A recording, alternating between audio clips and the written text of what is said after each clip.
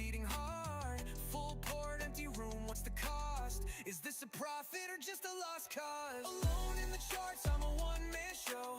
Candlesticks for hours, no one to know. TikTok trends fade, YouTube stars align. But I'm here with my trade, stuck in this time. Alone in the charts where the numbers collide. Futures rise and fall, but I'm by my side.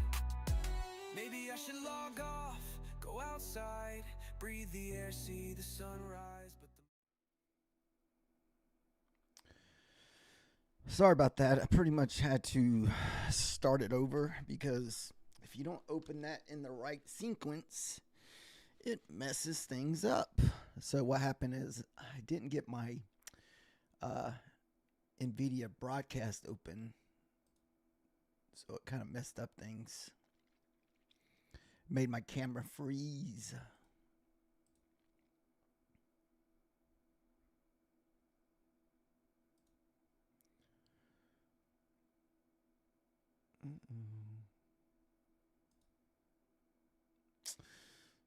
Just trying to make sure everything's working correctly. We're at our super swing trend right here, so we're definitely probably going to be looking for a long. Just get this last few little things set up here, and we should be good to go.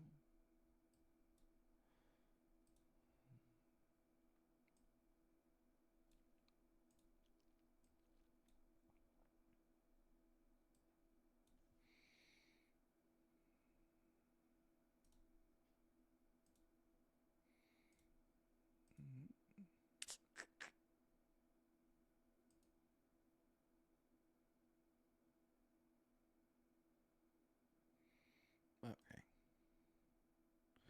What's up, man? We're doing good tonight. I feel like I'm running a little bit behind. I was trying to finish up some paperwork I had to fill out.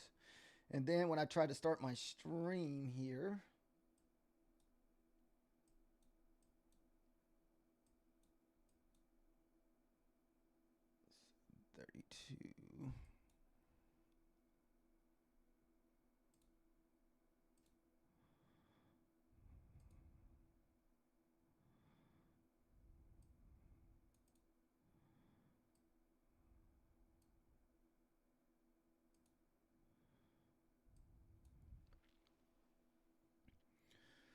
so my bull line, bear line is going to be my 38 there.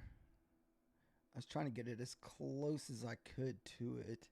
If I feel like we're going to lose that level, we will close our trade. So 33 is kind of that mark that we're looking to hold. I was trying to get in as close as that 33 as possible.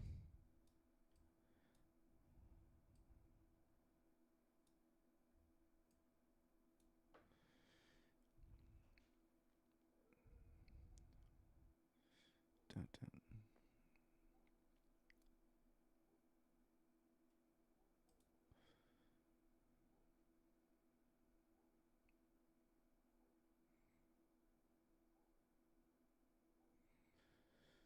So if we have to,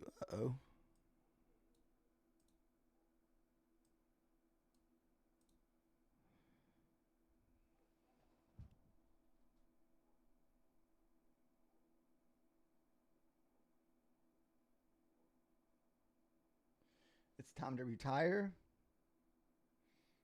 Man, I still have at least 20, 28 more years I have to work till I get to retirement age there, guy.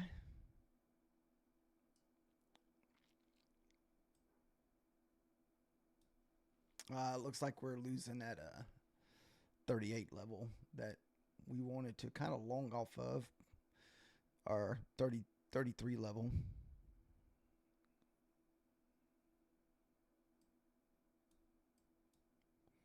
So we'll see what happens. Maybe we can DCA back into this. Oh, it's all good, man.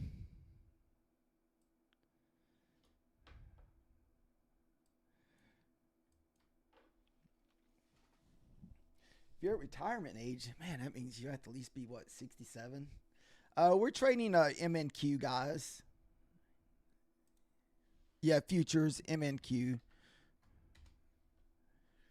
It looks like I bought the wrong level.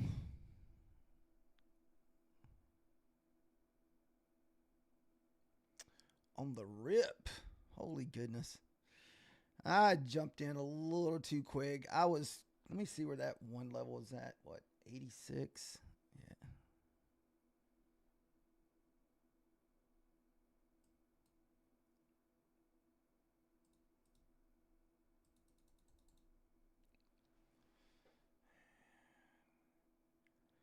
Yeah, I'm bearish under 38.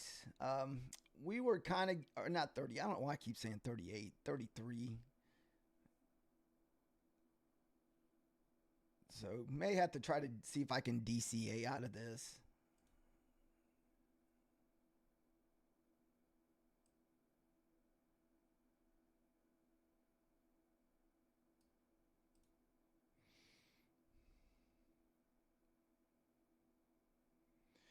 You think the MNQ will go down in today? Well, we had a pretty big sell-off today. I would think we would have some kind of retracement in the overnight, but who knows?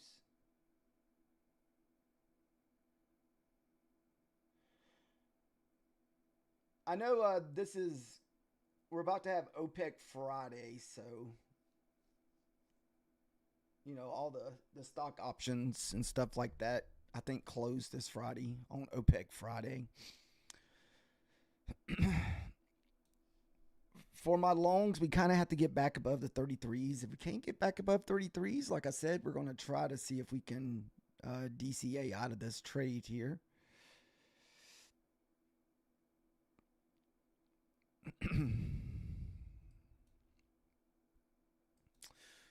All right. Listen to some kind of music or something while we're sitting here waiting. Did everybody have an okay trading day? I was red on one of my fundeds today. Other than that, we had a fairly decent trading day. Just the one red day on the funded. Or one account.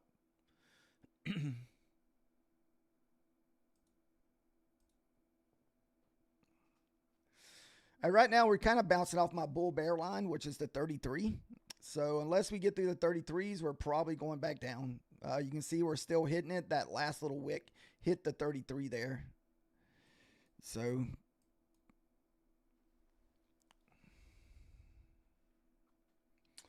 okay, let me finish. I haven't finished setting up all the way.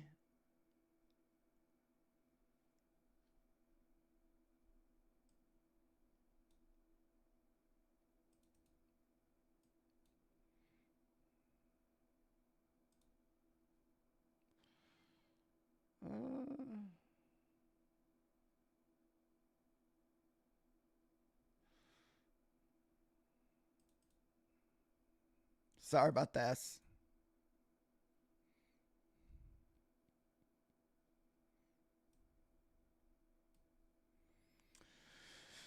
No, we just can't get through our bull bear line. Once we get through that line, we should be good.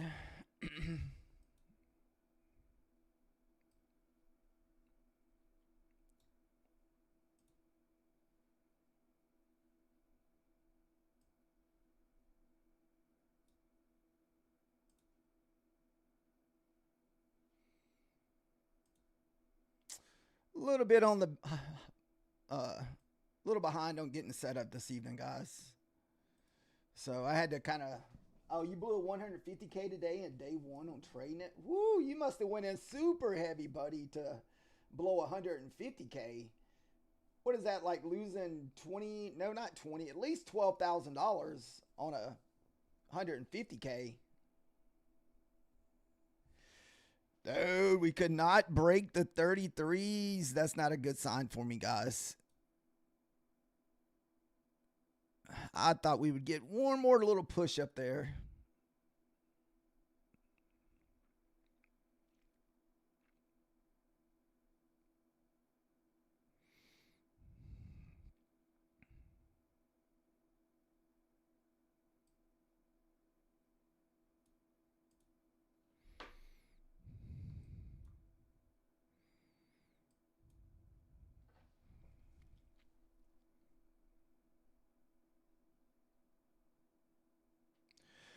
Oh, take profit. Woo, if that was a take profit account, wow, that's some expensive account there, man. Woo.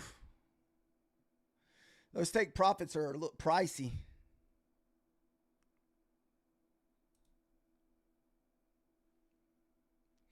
I don't even know how much one is because I've never looked at it. I know they're up there though. How much is a 150K take profit? I mean, it's at least $150, right? Because I know a 25K is like 90.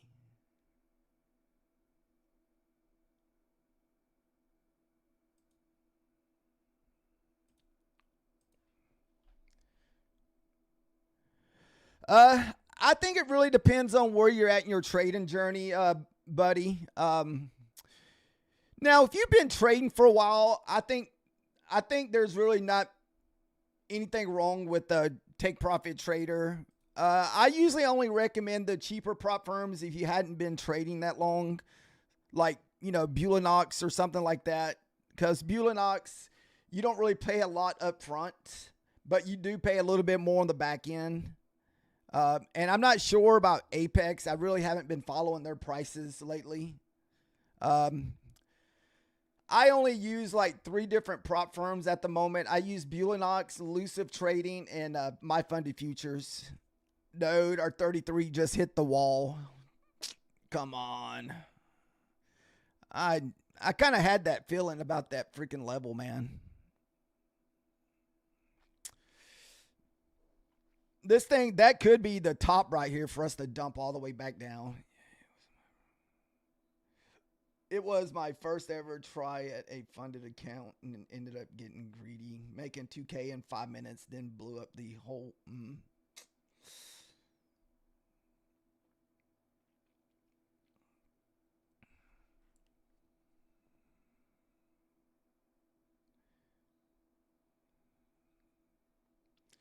Yeah, see, on my accounts, man, I trade smaller accounts where I'm trading. Dude, this thing may end up coming all the way back down, guys. If we cannot get through the 33s, but usually the way I do mine, I usually just have a hard stop at $120 to $40 on my accounts. So I was having a pretty good run for about a couple months, man. I think I built up like $1,800 where I was probably $800 from payout. And ever since Thursday, man, I took a loss Thursday. I don't remember if I took a trade Wednesday or no, Friday. I think was like a partial win. Friday or Monday, we took a loss. Tuesday, we didn't take a trade. And today we took a loss. So like the last 5 days have been really rough, but my account is still good just because we keep that hard $120, drawdown. If I lose $120, we just don't do it. I want to say probably overall I'm red. So like last month I took $1,000 from Bulinox, and I was hoping to get another 1,000 this month, but man, this last couple weeks, rollover week, leading up to this week, ever since last Thursday, man, the price action has been tough. Because I'm trading on 25Ks and 50Ks. And plus, I don't really have a lot of money to be thrown at funded accounts. Like, that stuff gets expensive. I don't really play the, what is that percentage game? Like, there's some guys I know that are probably dropping a couple $1,000s on evals and funded accounts than trying to make at least a 1,000 or 2,000 out of it. I just don't really have it in me to do that, just because if I don't make that $1,000 or $2,000 or whatever to make up for that, say $2,000 or $3,000 that you drop that on evals, I just don't, I don't make that kind of money to do that stuff, or I'm not willing to risk that kind of money to do that type of stuff. So I just try to, I just try to keep consistent small winners because I'm not over leveraged.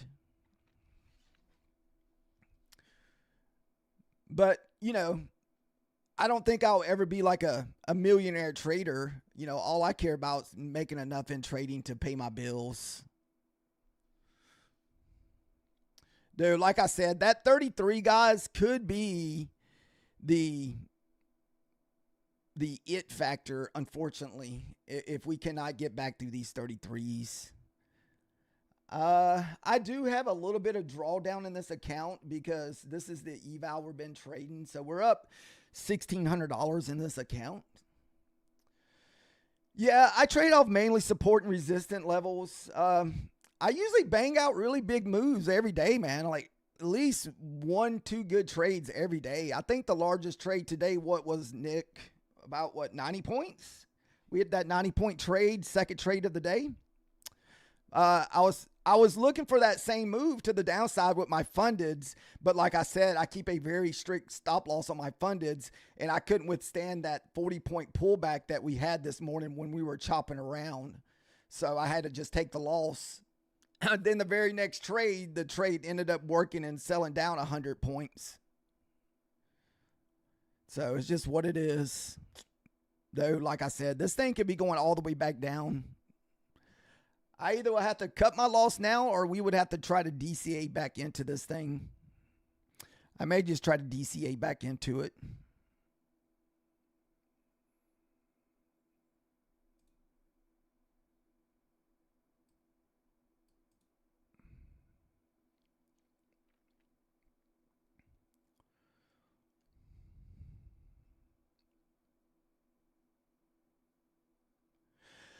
We trade New York and Asia every day. Asia, I only trade evals. And I'm sorry, we're on the 5-minute time frame.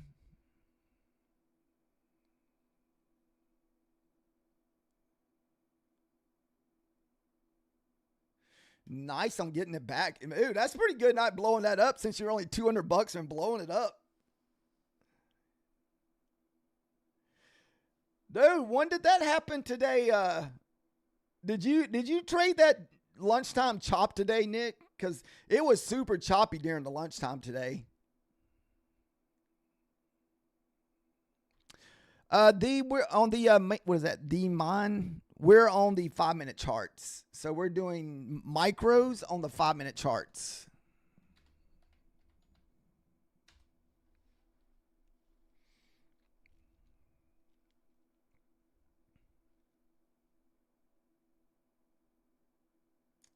Thanks, man.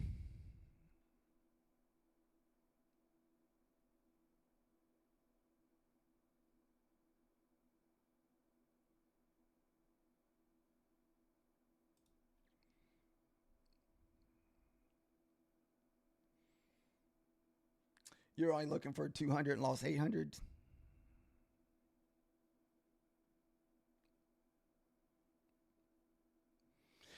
Yeah, my support and resistance was at 34, and we got above that freaking 34. I didn't want to miss the trade, so that's kind of how we got trapped in this trade here, guys. Yeah, that's even the worst right there when it gives you opportunities to get out, Nick, and you don't take it. Like I said, man, this thing is probably going down tonight. Especially if we break this swing here.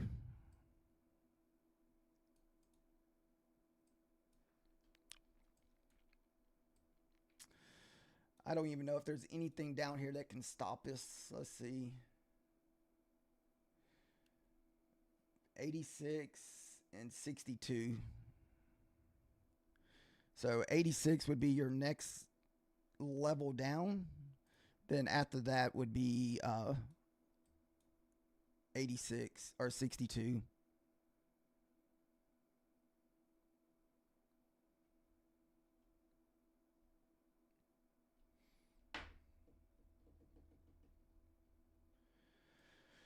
We had a pretty good day, like I said, except for the 140 or so loss that we took.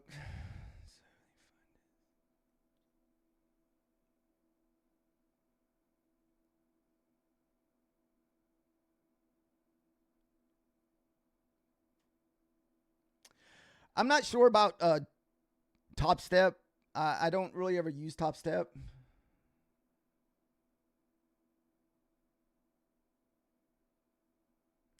That sounds like a lot of work.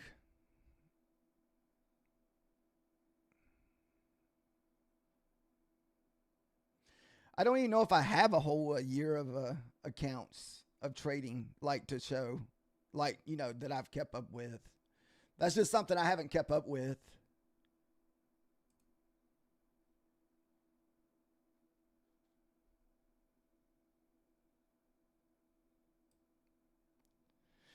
I would think only someone that's trying to sell you something would you know, keep up with something like that. I guess maybe if they have like a signal course or something like that, or they trying to sell you a course.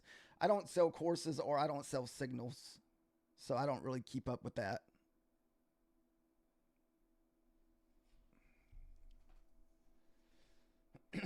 Yeah, this is Asia session. We're trading MNQ.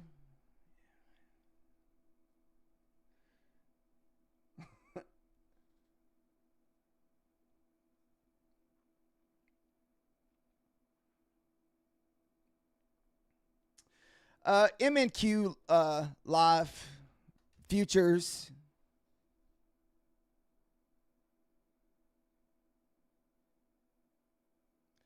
Didn't quite get to the 86 level. I thought we would.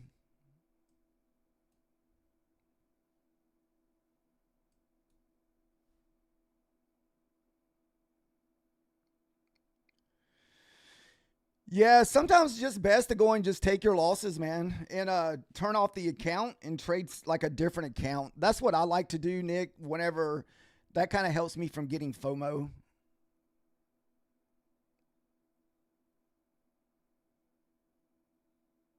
My stop is at the low. It's at the low of this leg, which is 62.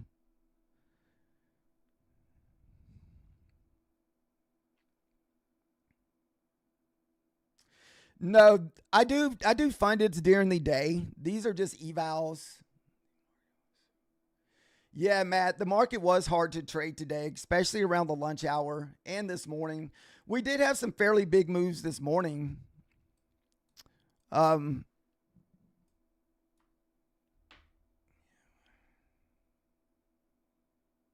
oh, your drawdown is how much you have left? That's pretty good. Yeah, the FOMC, man, it really took a toll on people. And it's not going to get any easier tomorrow or Friday. This is OPEC Friday. You have a lot of the options are closing this week. A lot of options are coming due. No, eval is not a funded. Eval is pretty much a paper account to show that you can make a certain amount of money to get to your funded. It's basically an evaluation account. I do have about 6 or 7 funded accounts, but I only trade 3 of them every day. I was trading 4 different ones, but I did lose my elusive funded last Monday, and we're working on to get another one. So we're about halfway there. I want to say the funded elusive, I still need, I want to say about $600 more. Let's see. I'm up 781. No, that's the wrong elusive. I'm up 668 in elusive, so we got to get to 1250. So a little over halfway there.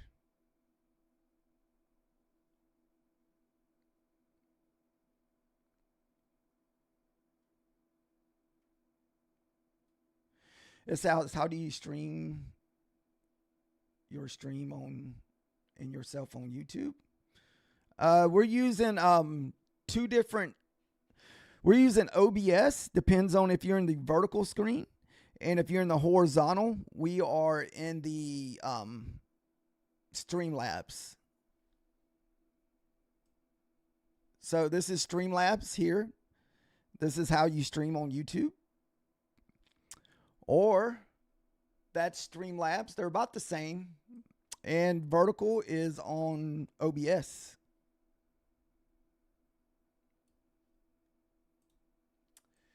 And TikTok has its own platform if you want to watch it on TikTok.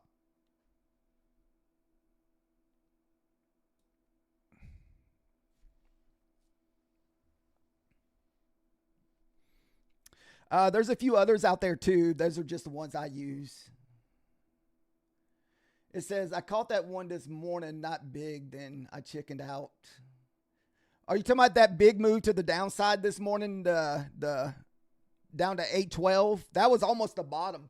I had the bottom picked almost perfectly. I just didn't know it was at the bottom at that time of the day until we eventually sold off this evening.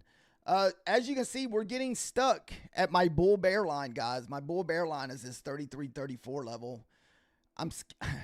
I don't know. I'm hoping this isn't my only chance to get out of this trade. If so, that's going to suck, and it ends up selling back down. I wish it would just at least hit my first target, then we can worry about the runner.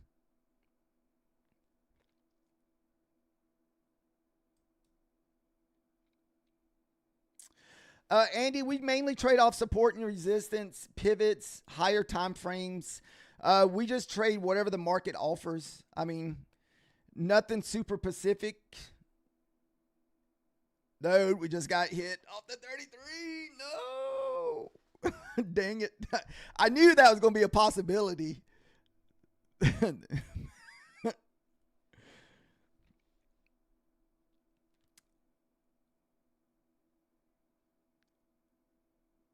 I want to say that's probably my, so if you look at my early morning stuff, I trade off, I kind of watch higher time frames when I'm trading.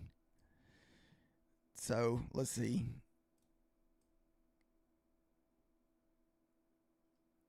So what, 15 minutes? So like this would have been this morning's setup here. So this was the trade that we took this morning. So we pushed outside of our 15 minutes and we took the basically the pullback into the previous day close, which is at 27.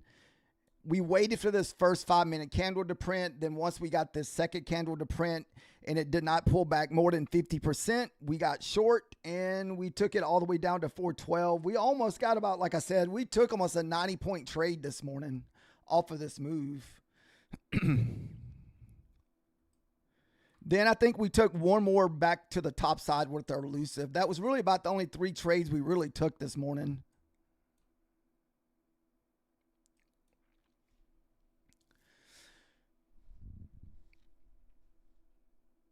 And I also like to trade off pivots. So like this would have been something I would have liked here today where we were just kind of consolidating around this pivot level here. Then we print it below it. Then we, man, this is going to suck because I just don't think we're going to be able to get back through the 33s. About 2.5 to 3 years, which is not very long when it comes to, man, this, I just did. That's what I was talking about, Nick. It gave me my out, man, and I did not take it.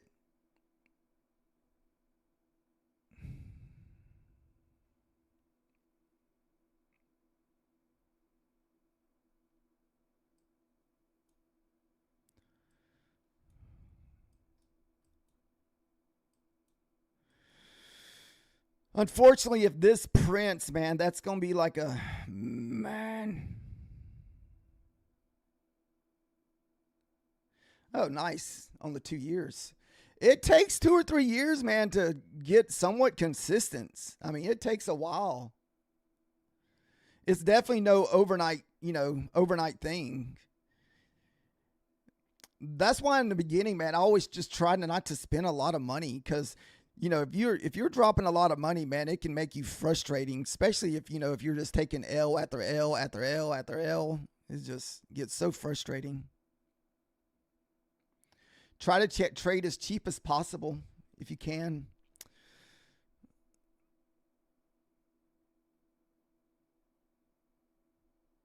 I mean, that's why most people usually end up quit trading. Though we just might have been hooked on this.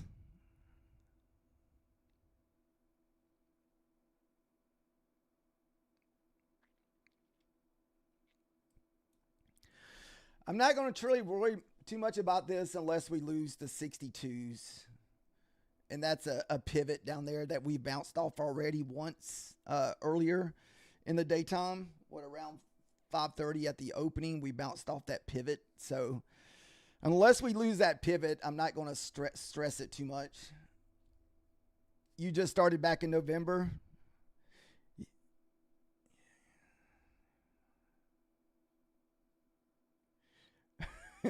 Yeah, you control your own risk management. Yeah, when it comes to that, Nick, you know, everybody's got their own risk management. You know, if you want to go big, go home. That's when your own preference comes in hand. You know, my risk management is probably not going to be the same as your risk management. So yeah, definitely. I think most people, usually everybody has their own risk management style, what they feel comfortable risking, especially on evals. So guys, if we can get above this 33, this thing will go up all night long. So we just got to get up above the 33.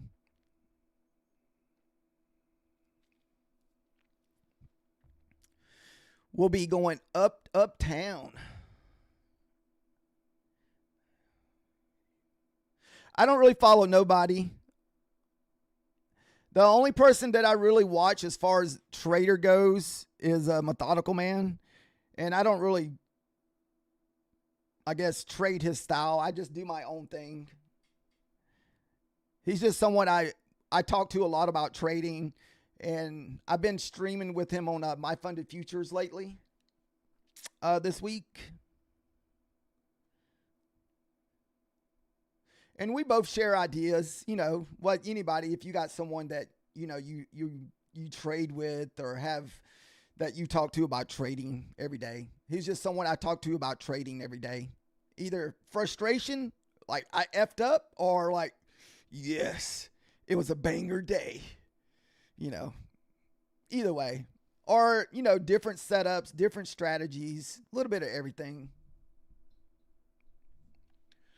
It's good to have someone to talk to about trading, you know, because it can be very lonely if you don't really have, you know, real life, like an actual person you talk to on a daily basis about the ups and downs and struggle that you go through in this process. Because there's a lot of ups and downs in the beginning.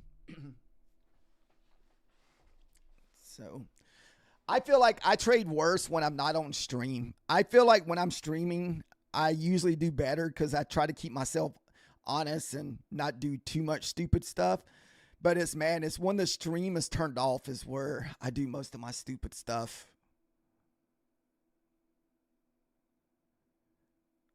What's up, USA?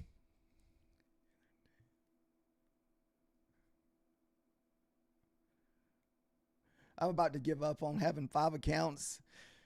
No, just go back to focusing on 2 or 3. I'm just focused. I think, man, this sucks. We can't get back above that 33. Dude, unfortunately, I hopped on the stream and just jumped in long because I was at my bull bear line and I didn't want to miss it. So now I'm stuck in a freaking trade below my bull bear line at the 33. But until we lose 62, I'm not going to sweat it. Long as 62 holds up, I think we're good.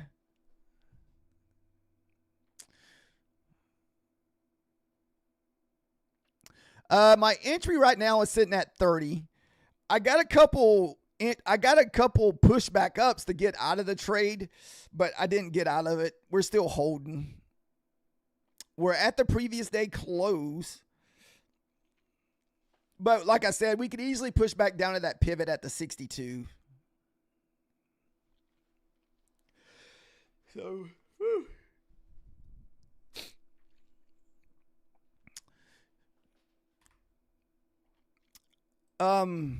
Nick, try some. I know. Do you have it set up where you can trade Bulanox, Nicks?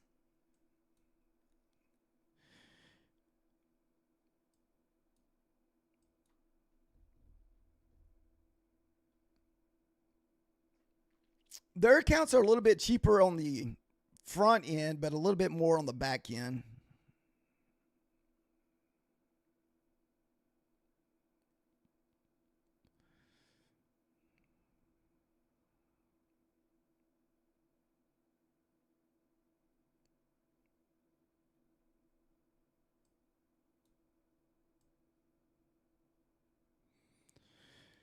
See, I thought with this big pullback here, or this big sell-off, that eventually we'd get the push up here.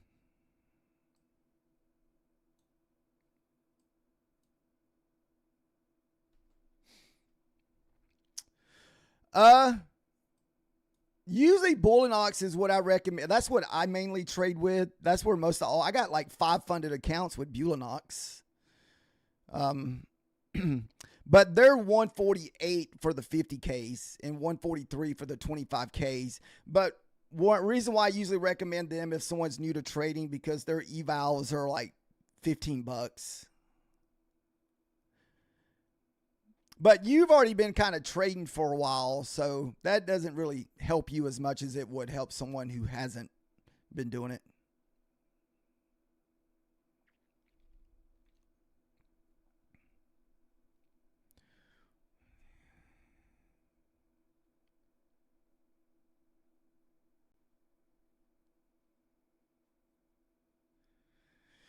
Yeah, most of the time during the daytime, man, I mainly do a lot more scalping where I'm looking for like 10-point trades. I also take a lot of trades off Rico candles.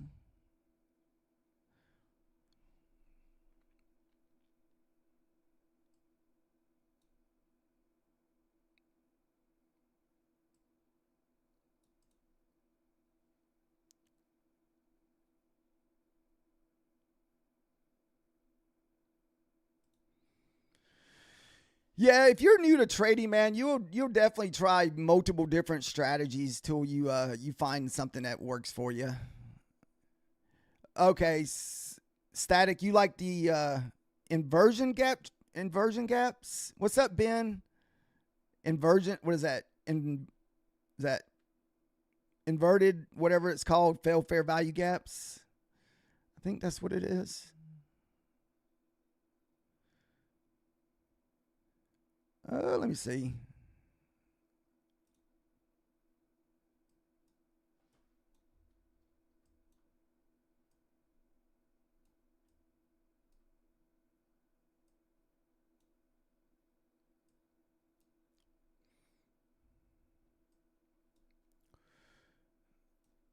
These here.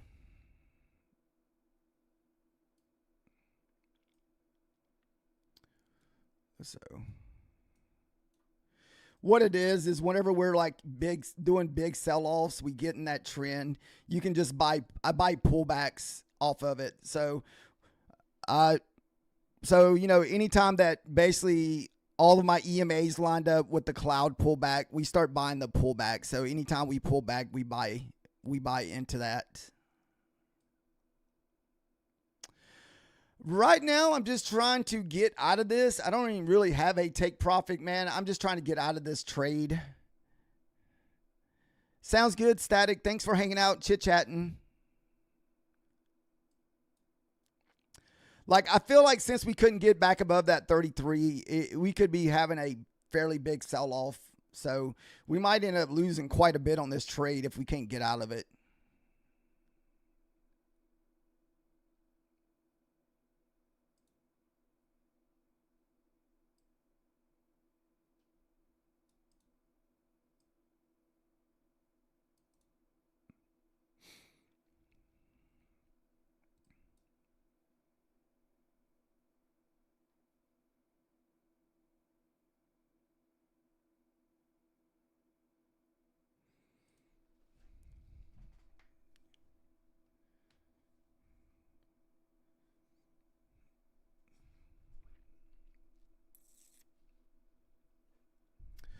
Next level of support is going to be that 86.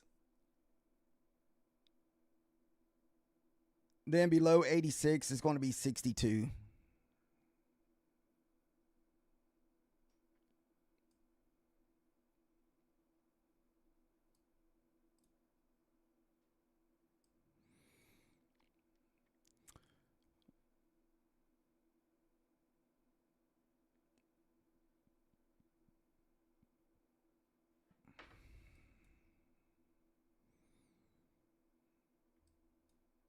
Then through the 86, if we get through the 86, the next will be down at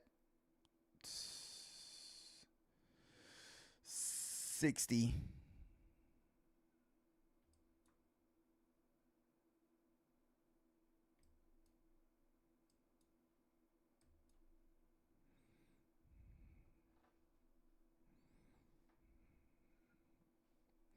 go 86.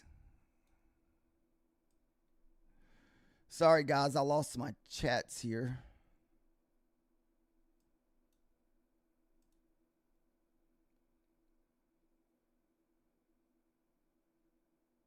Yeah, it's doing the exact opposite.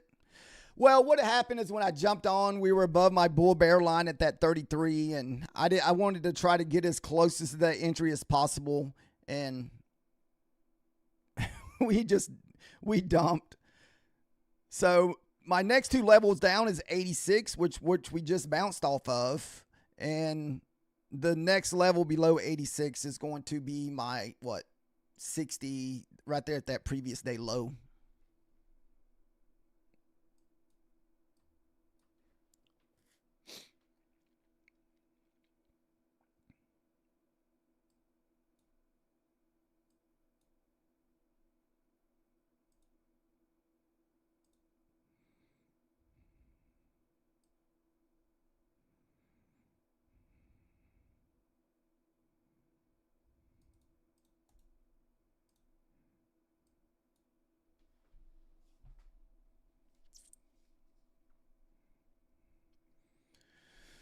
Surprisingly, this happens to me quite a bit in the Asia market. I don't know what it is about the Asian market, but man, it does happen. Methodical is on his way to Vegas, 44.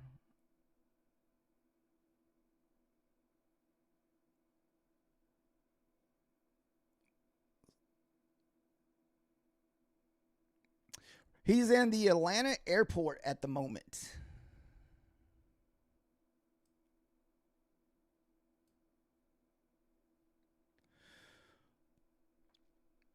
Let's go 86. Too bad we were in this trade already.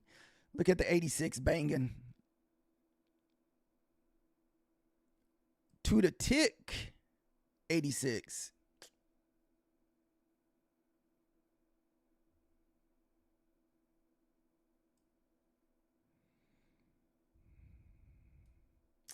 I just don't know if we push back up to the 30s here. I'm trying not to DCA in too heavy. We could possibly at least get a 25 touch. Man, I just don't know if we get the freaking another 30 touch here.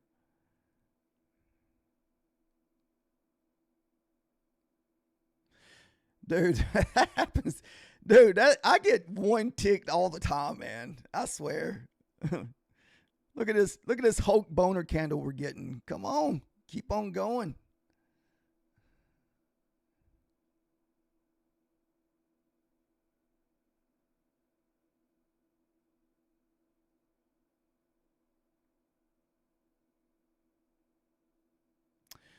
We're about to have a new 5-minute candle. Dude, if you were going to take that, you should have took the 86, man. 86 was that next support line. Then if we lost 86, it would have been the 60. That would have been that other pivot down there if you're using those same pivots as I am, Nick.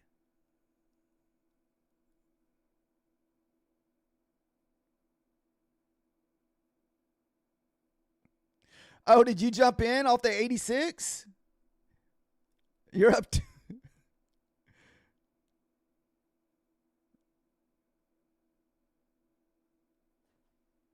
Oh, my music's loud?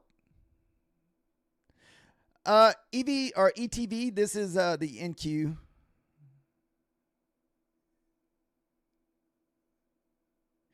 No, Forrest, don't want to get slapped back down. At least let me tap the 29, then it can do whatever it wants to do after that.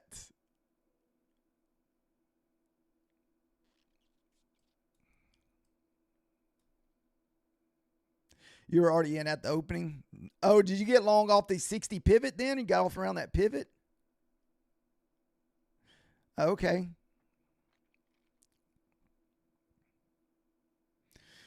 We're running into this here.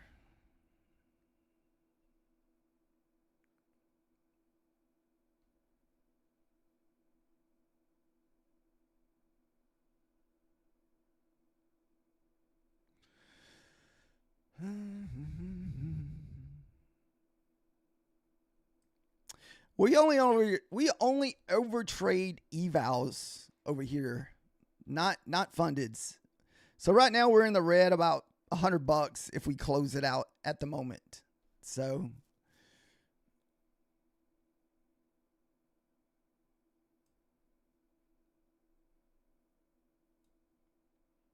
Forrest called it. He says we're about to get slapped back down. No. We're hitting all this crap right here is what we're hitting. There's a lot of consolidation in that area. So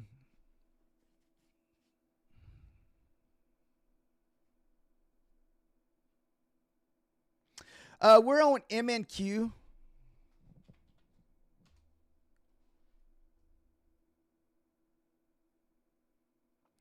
It's a futures NASDAQ ETV.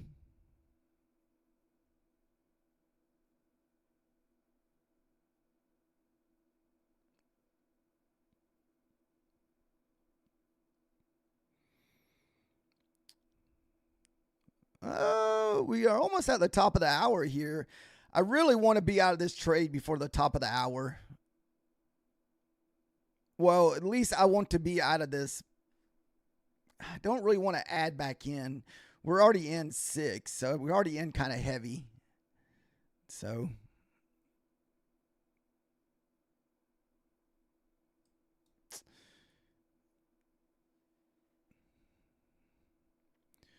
it looks like pretty much a 5-minute trend line here.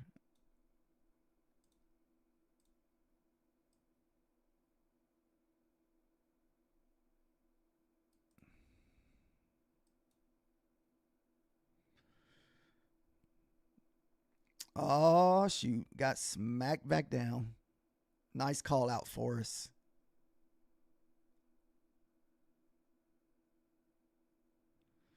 Watch me cry later. Where's your entry from, Nick? Woo.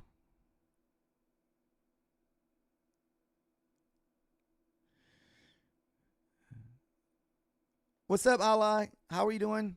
Yeah, dude, if we lose to 86, that's going to be scary, Nick.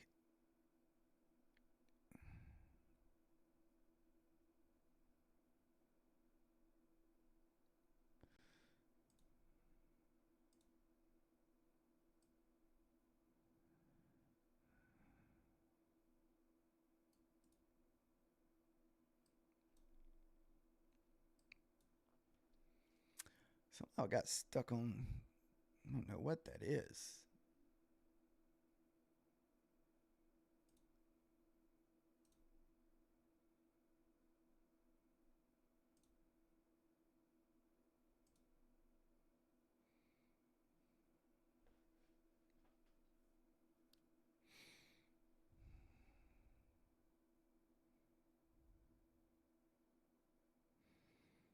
Oh, Nvidia is about to touch the 180. Could mess with any longs, man. Oh, you got effed up on the FOMC today, dude. I bet you a lot of people got effed up on FOMC today, man. I'm pretty sure you wasn't alone. Oh yeah, we jumped in way too early. B3. I FOMO'd because we were above my bull bear line, which is the 33, and I didn't wait for a close above 33, and this thing has been under the 33 the whole time.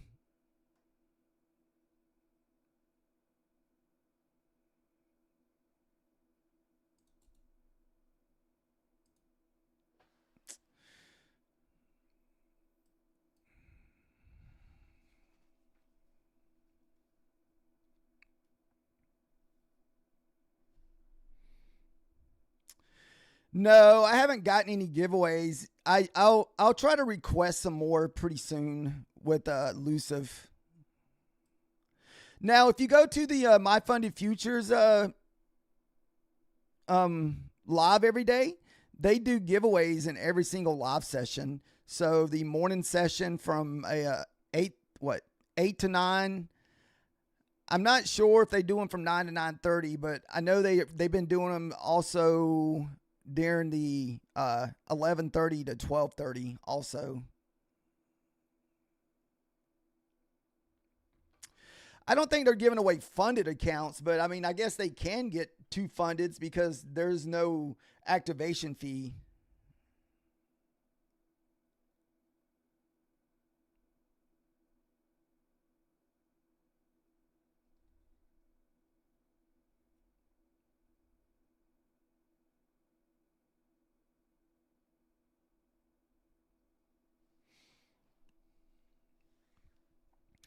I have been watching gold some lately. So that would be kind of a gold entry way. Man, that's a lot of consolidation on gold.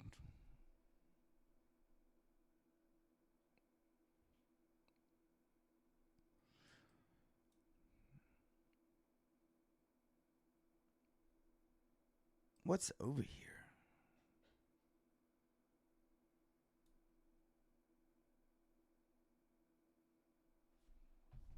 Is that what you're doing as silver?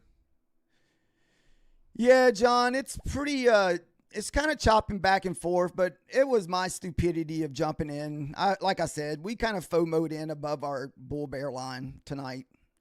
I thought we were going to be moving up tonight right away because we had the big sell off. I thought we would have a decent pullback, but that has not been the case.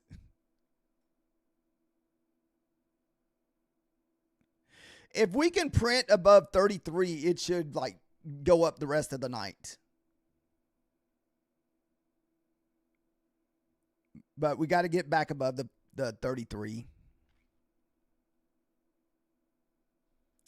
Wait 3 hours for volume. I'm hoping at the top of the hour here that this hourly candle will give us a push. I mean, it's going to probably give us a push one way or the other, just being a new hourly. So we got about 2 minutes left. So you definitely will probably get a good idea which way we're going to go in a few minutes once we get this hourly candle.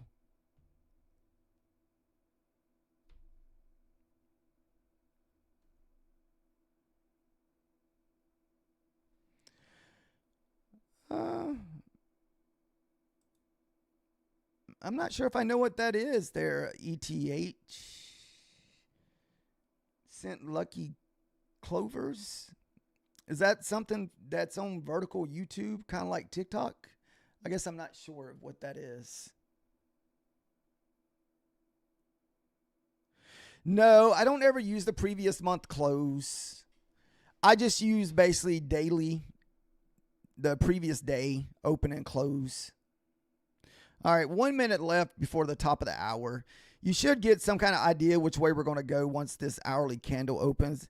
I was really hoping to be like at least hit my first target so I could get out of this freaking trade.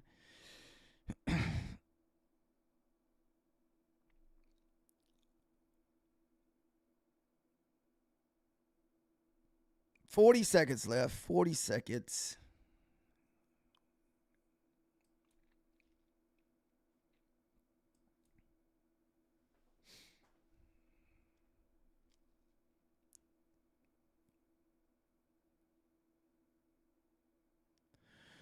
Nick, man, this thing can either go straight up at the hourly candle or we could go all the way back down to 86 and 60. I don't know much about that oil stuff.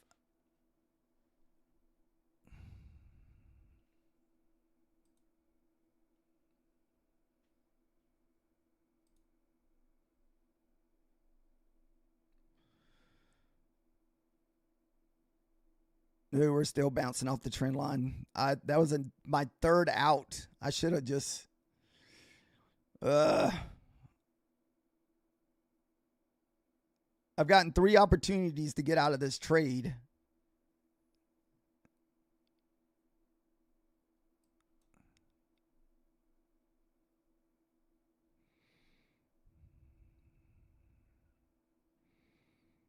It's kind of twitchy. Come on. Run some wicks or something.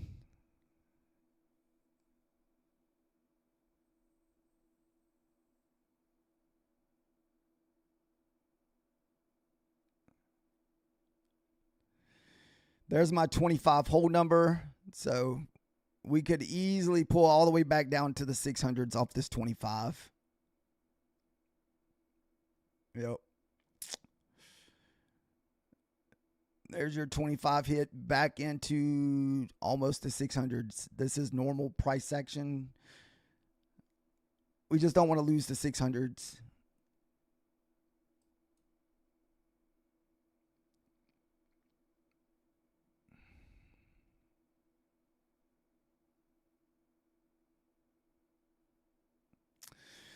Dude, we hit that 25 hard and rejected, man.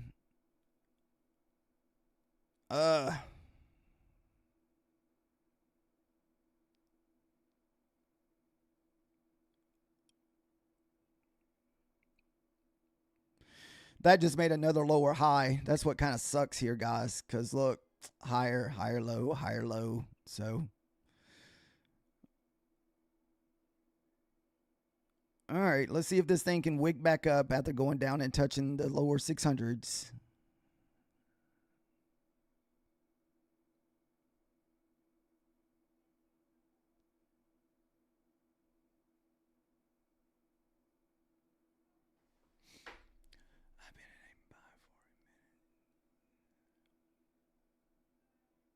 You've been in the buy too. Where was your entry at, Den Trader?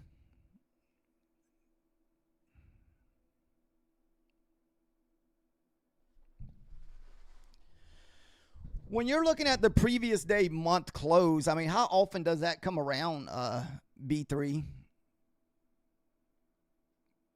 We're at a new silver high? Like high, or just like a weekly high or a next day high or something?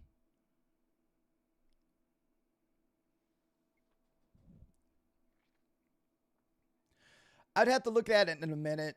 Let me see if I can see what's going to happen with this trade first.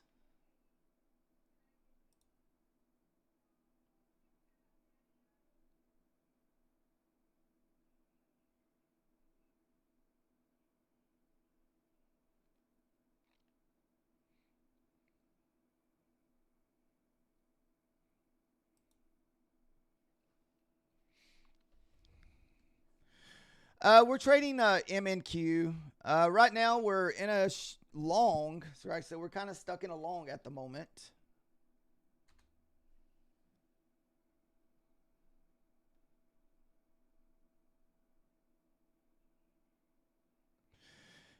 Give me a minute and we'll go check out silver.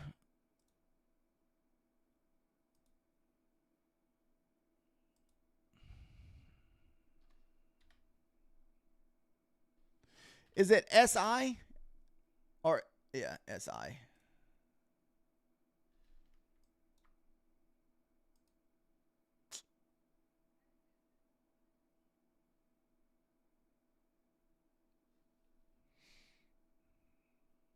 All right, I got it on there. I'll switch over there in a minute.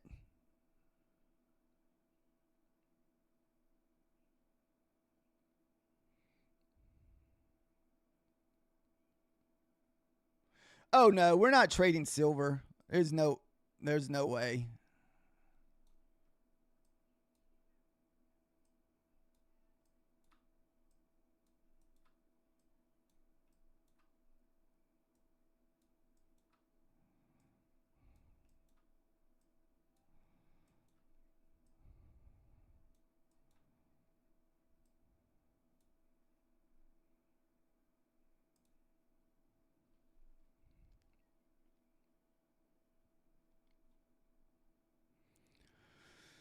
Unfortunately, that could be another swing. If we can't break back above that, man, that means they're just going to go down and make lower lows.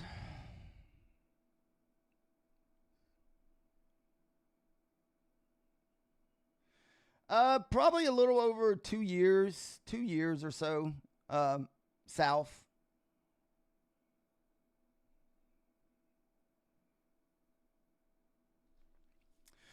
I've been doing the trading probably a little longer than I've been doing the streaming.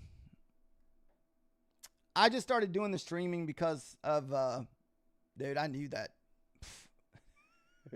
I can't believe we got another out of this thing and we didn't take it, guys.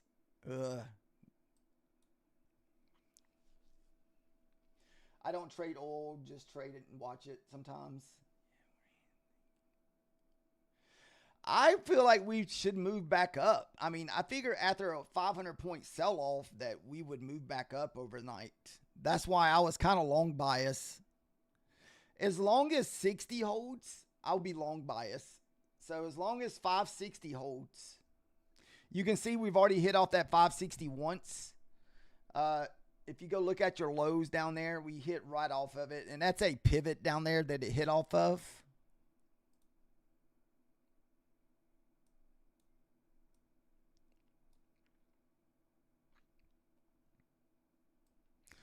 So you can see we hit right off that 60 level, the pivot, what, 530 or so, I think.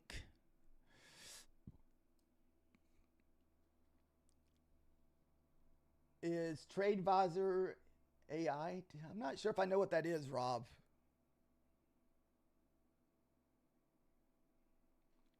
You're short from 608?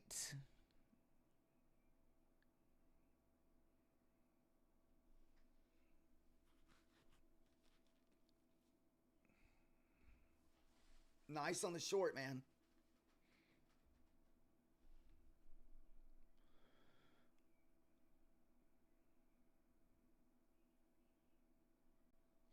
You said oil's going down. I haven't really been following the oil prices.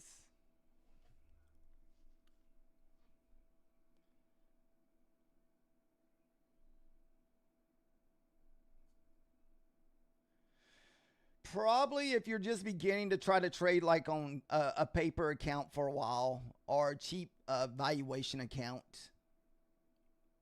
user.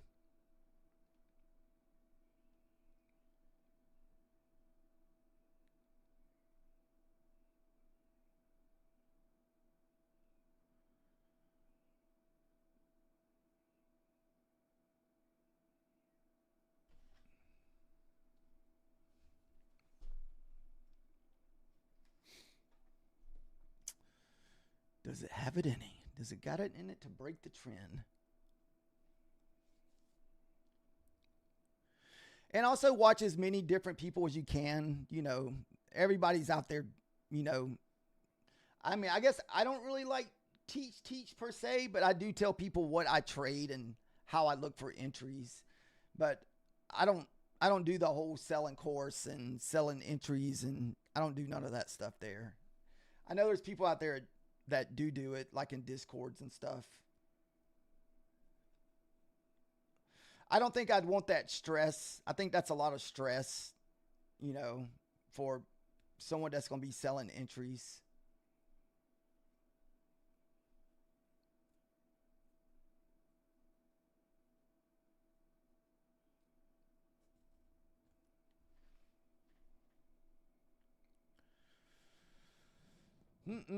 We're about to have a new 5-minute candle.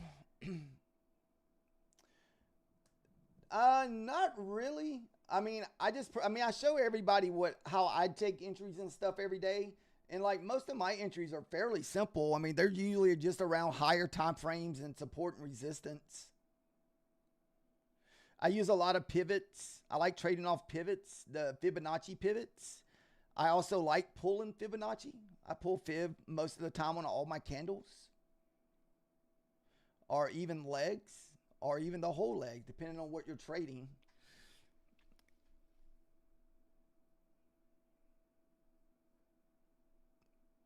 Oh, is this thing going to give me dude, don't get within $50. $50.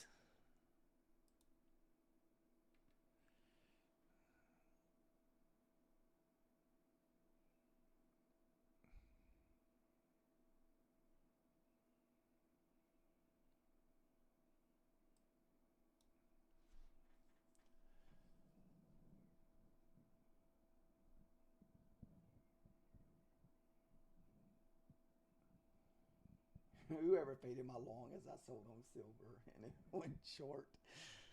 Dude, I feel like they pulled the rug pull like crazy on silver, gold, Bitcoin. Dude, you know how much people would have lost over the last few months in those three markets alone? I mean, almost all those markets besides what Bitcoin's down 50%. Freaking silver. What is silver at? Let's see, 76. And it was all the way up at what, 120? So it's down $50.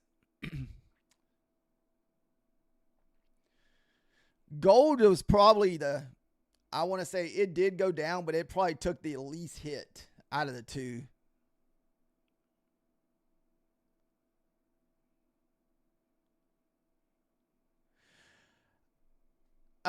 Right now, I just want to get out of this position. Unless we break the 33s, we're not going to be moving any higher. So we would have to get through those 33 levels.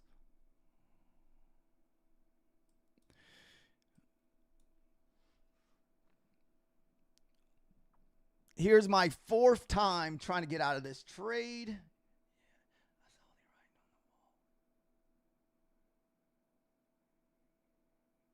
Oh yeah, dude. I even saw a lot of stories where people were talking about silver where it was getting so high that no one could, even if you wanted to sell your actual hard silver like coins or blocks or whatever, there was just no way to even sell it. Think of all the mint companies that freaking were buying freaking silver at 90 and $100, $110. Same with pawn shops, metal buyers. Man, those folks took a hit. I was long silver into $100. You were long into $100, or you bought at $100, Will?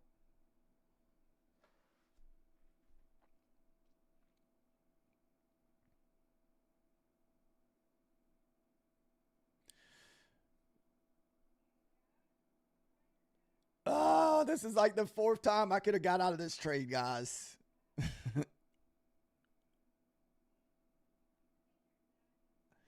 Oh, you bought at 96? Dude, that's still a lot of money. $4 up on silver? Shoot, them ticks be crazy. It's like what, $100 for a point or some crazy stuff like that? Silver is insane.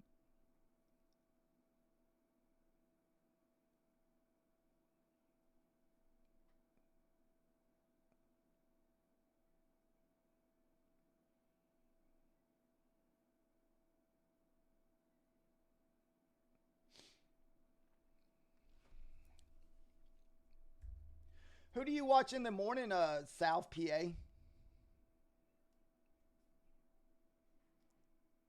Yeah, we got a stop loss.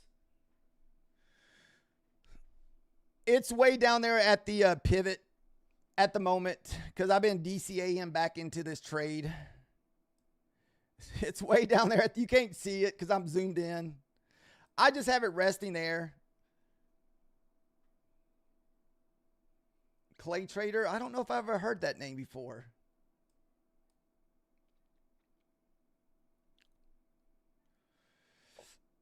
No, dude. How do we get within like 3 points, man? Just get me out of this crap.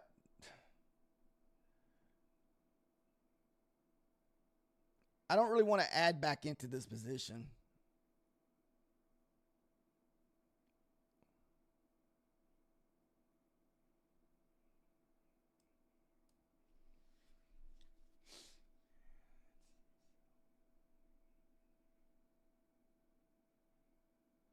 Oh, okay. It's Southpaw, like grandpa or lefty. Okay.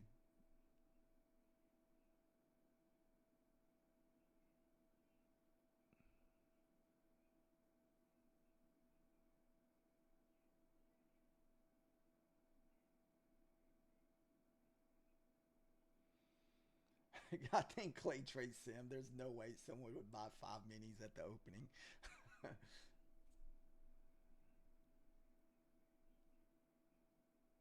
I guess I'm not sure. What is that, Enzalam?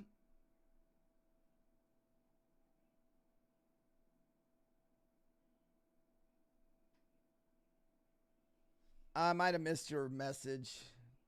I have like 3 different chats going on.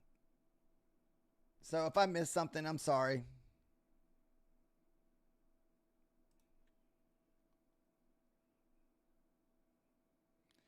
So I have like 2 YouTube chats plus a TikTok chat.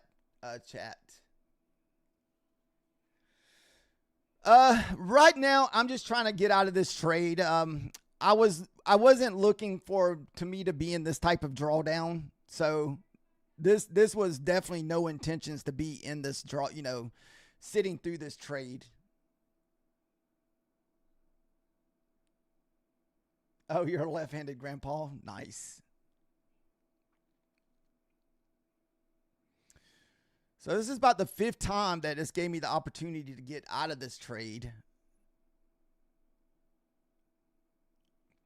Nighttime's a lot easier to get back into trades. Nighttime kind of goes back and forth. Don't get me wrong, we've had our sell-offs in the nighttime, but most of the time you're nighttime trading, if you find yourself in the wrong direction, and if you're not over leveraged, because I only started off with 3 micros and I've added 3 more. So you can most of the time get out of your trades as long as you don't have no 100 or 200 point sell off.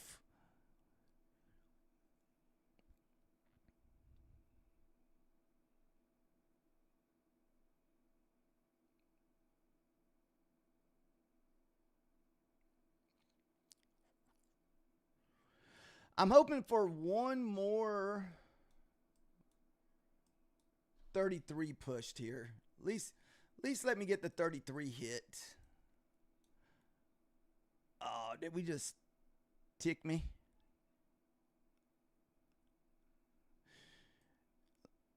Look at there. Just like that, you DCA in, and my average is back down to 94. Now we're 35 points in the positive, guys. The magic of the micros and the DCAing.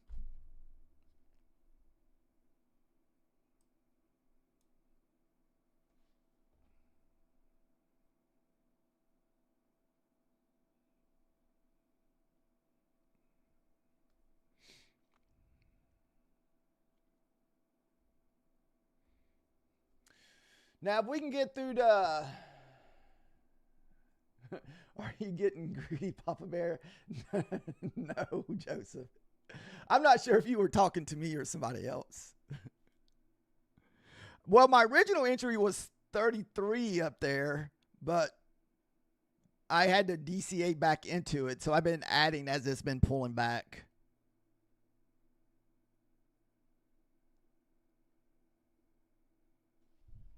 So if we get above 33, you should be good. We should be moving up for a while above 33.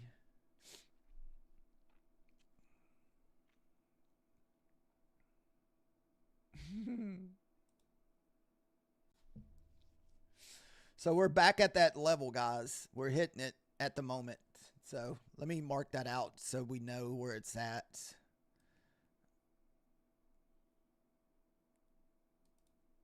I want to say it's 33. So it could hit that 33 and come all the way back down.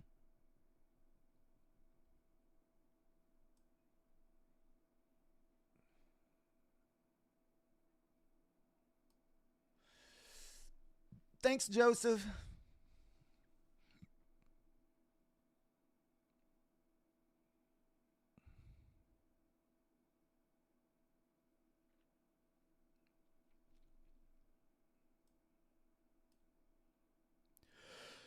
Let's see. Oh, excuse me.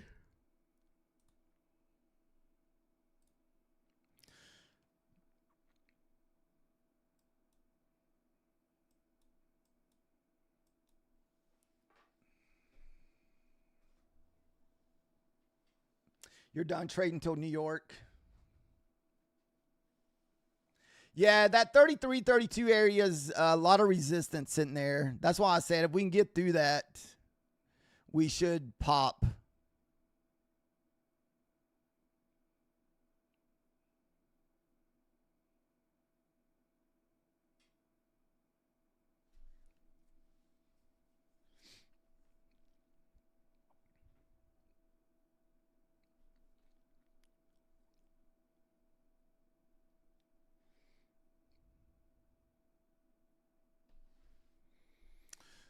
Let's see where we could go if we run up here tonight.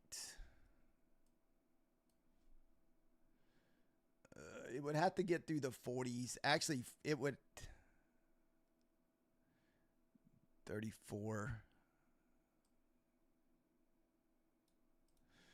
Let's see here.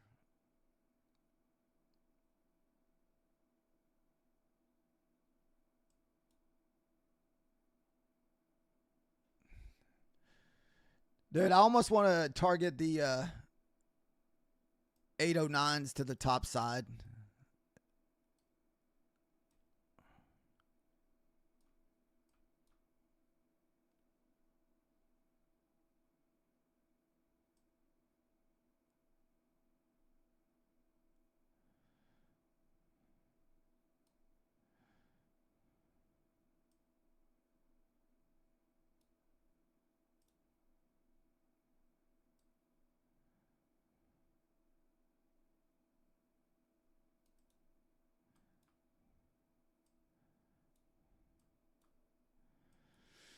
Ooh, it may be one of them all-night trades there, Nick. Just walk away later and just see if we can get up there to those highs.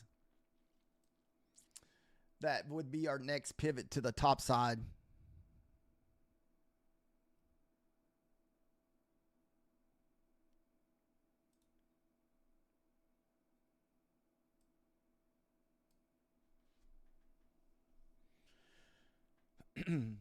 I'm hoping the pullback's no farther than the 20 here.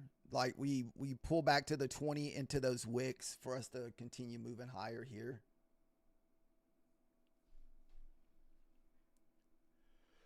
Excuse me. Woo.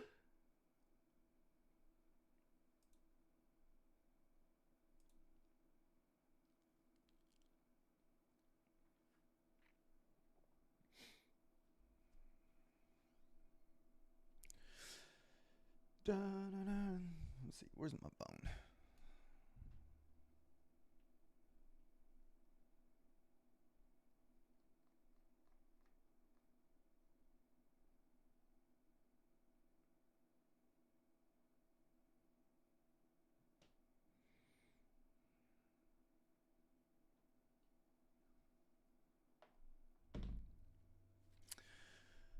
Nick, where'd you say your entry was from? You said you were long, but I don't remember where you said you were long from. You said you were long before the stream.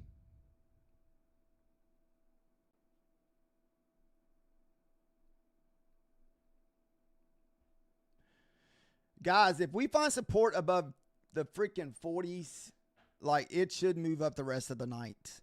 I think it'll retrace those New York time period back up there to the 800s. Like the overnight session. Like to me above this, there's nothing to hold us down. Like there is no a bunch of consolidations or anything like that. At least on this leg.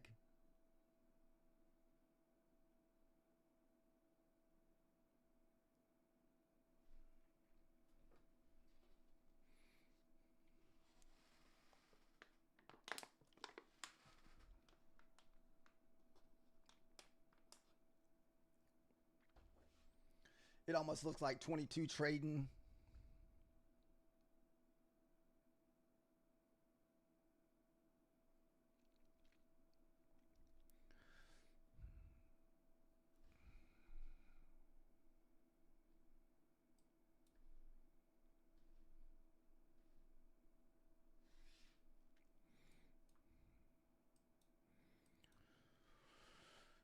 Still, like I said, we got to get through the 40s. If we can lose the 40s, we should get the push. That's at the bottom of 40, 40, 25, or 640, 25 is the bottom of your PM low. That's the 3 o'clock low or 4 o'clock low. So I think you'll run into resistance here also. If we can get through that, we should get the push.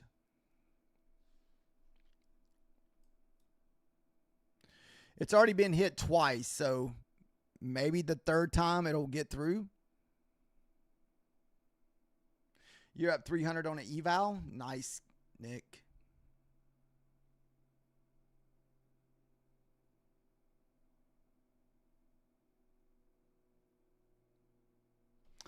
Oh, you're thinking we go back down again before we move through the 40s?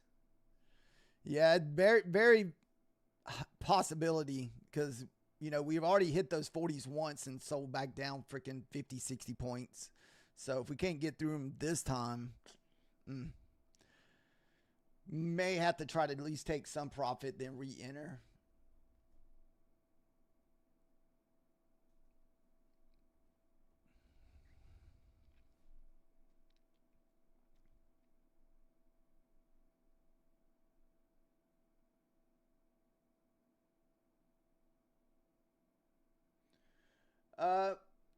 Is that supposed to be how much are you looking for? I'm not, I guess, I don't know if I quite understand that. Are you talking about what am I target am I looking for? I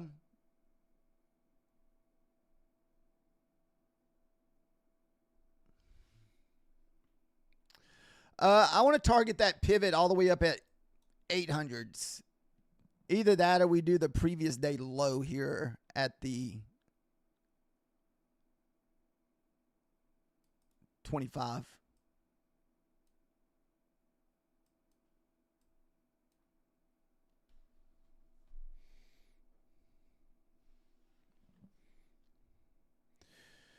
Here's our next hit off the 40. So I said that 40 will be our next resistance that we have to get through. So we're going to be kind of stuck here for a minute trying to get through the 40s.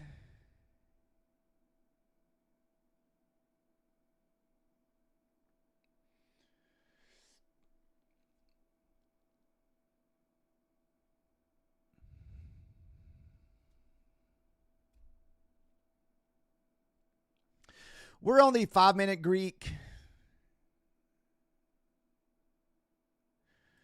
I don't know if I make 300 every day. Flow boy. I'm sorry if I'm pronouncing that wrong, sir.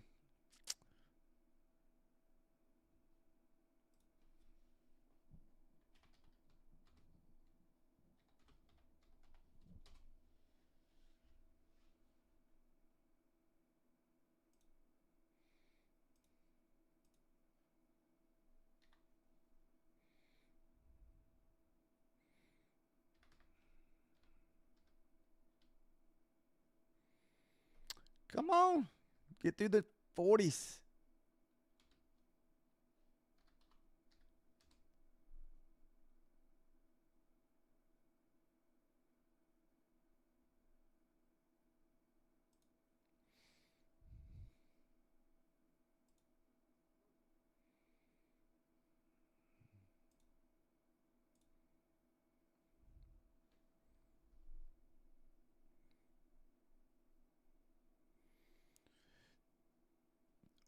Where does the 30 come in play, Floby?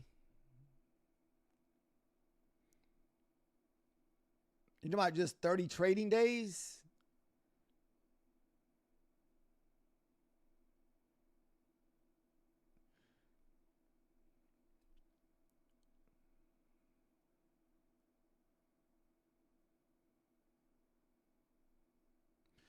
Yeah, that's about a month and a half. 30 trading days, that's a month and a half of trading days.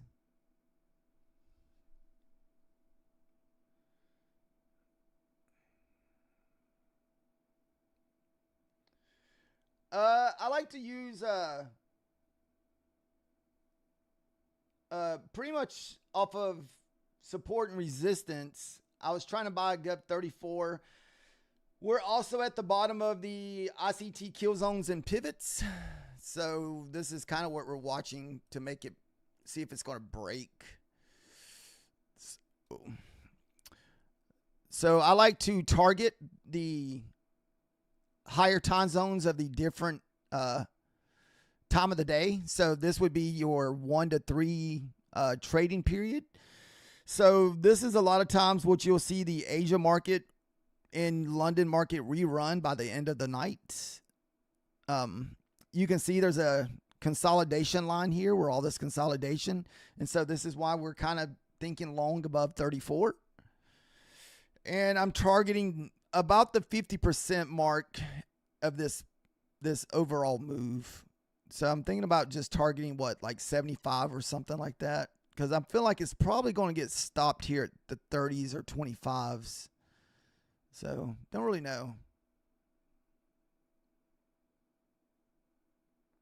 Use the previous weeks and months. Now, how often does those hit when you're looking at previous months and stuff? That is something I've never looked at. No, I think you're fine, dude. I mean, it could go either way right now. We have yet to get through the 33 or 40s. As long as those levels are holding, man, you never know. There's nothing wrong with a short here. Don't try not to let my trading change your bias, dude, because trust me, I make mistakes just as everybody else. So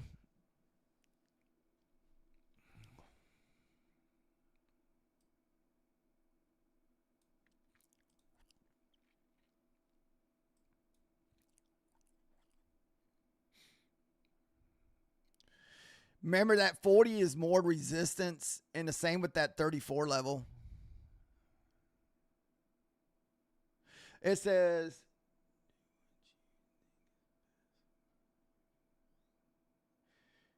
yeah, don't be persuaded by, watching somebody else, man. Just trust me. Heck, I've been on the wrong side of this trade all night long.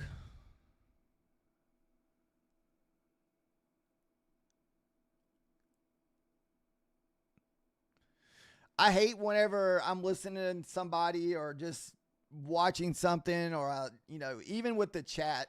I try not to even be persuaded by what people say in the chat as far as entries goes, because I've done that before and it ends up costing me because I just totally, I was like, all right, we'll go with the chat, man, if you think so. And it don't work. So if you're going to make a mistake, let it be your mistake and not somebody else's. So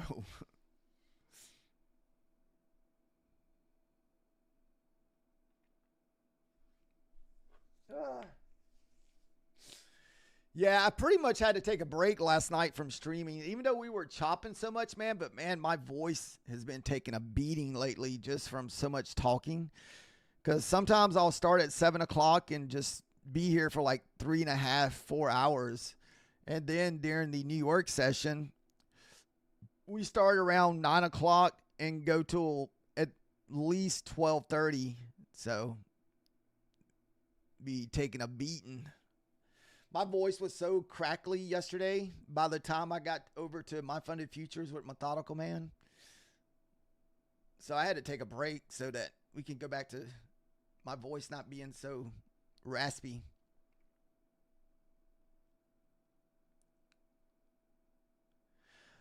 Greek, probably 3 years or so. And I've been doing streaming for about 2 years. But that first 6 months, I only used to do it like once a day because I was still kind of working a normal like 9 to 5 type job. So I was only off on Mondays.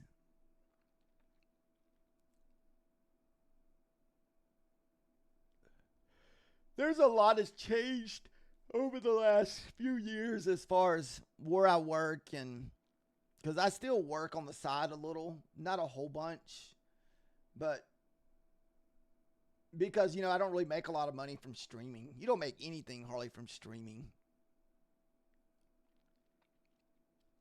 I think last year was pretty much break even. What little money I made off affiliates and what money I spent on like evals and funded accounts. So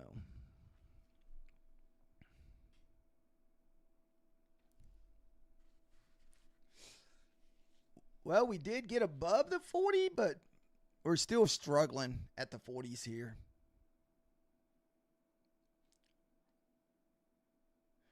How much did you start?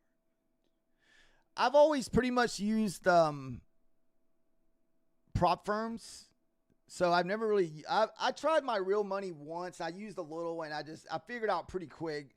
Using my real money starting out trading was not a good idea. So I pretty much have been on prop firms since then. The reason I like prop firms because I know how much I'm going to lose if I do something stupid with my account. So if you put an account with $2,000 in and you do something stupid and lose all $2,000, or you can be trading a prop firm account and spend $15 with Bulanox or $60 or $70 with Luciv, you know how much money you got on the line compared to just losing your, everything that you put to the side to maybe start out trading. To me, it's cheaper to go with a cheaper prop firm. That way you get free data, trade with a sim account. You can get like a 15, 20 bucks. Do you need to stream Kick or Twitch where they give you more? I'm not sure. I've never streamed on Kick or Twitch. There's probably not a lot of audience on those platforms as far as trading goes. Most of the trading audiences are on either TikTok or YouTube.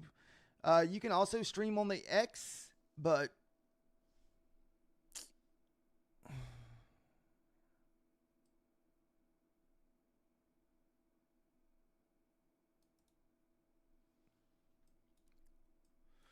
we broke that 40. The 40. Like I said, man, if we got above that 30 and 40, it was... But I didn't know. You don't know.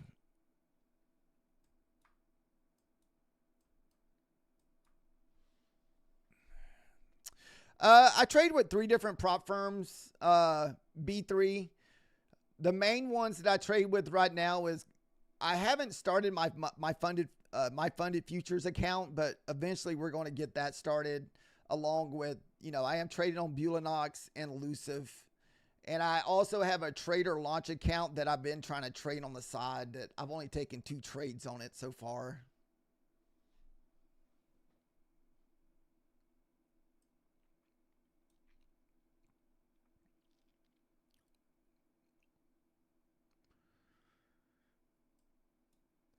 Now we can shoot for 725, which is another 75 points up to the top side, or we can look for the bottom of that consolidation and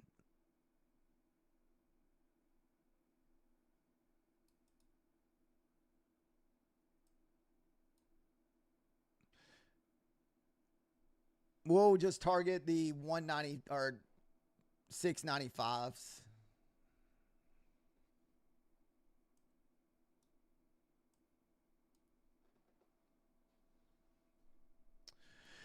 Just straight support and resistance. My support level was 33.34. I did hop in a little earlier.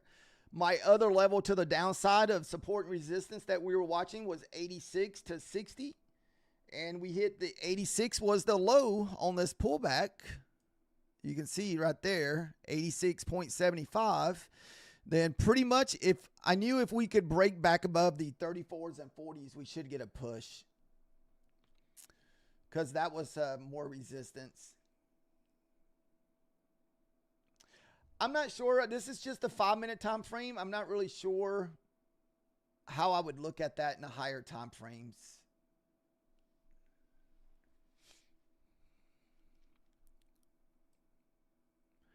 I do look at the higher time frames kind of in the morning a little bit.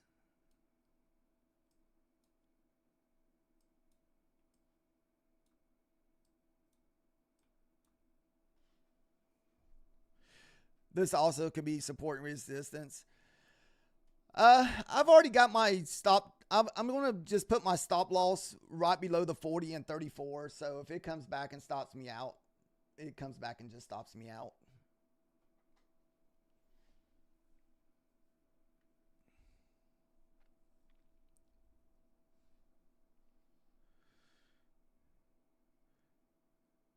See the previous session? Are you talking about this up here? So I do mark out higher.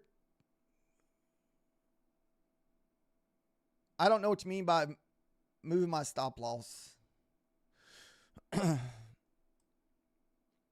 So I do have the higher time frames. I do mark these out with these open range boxes.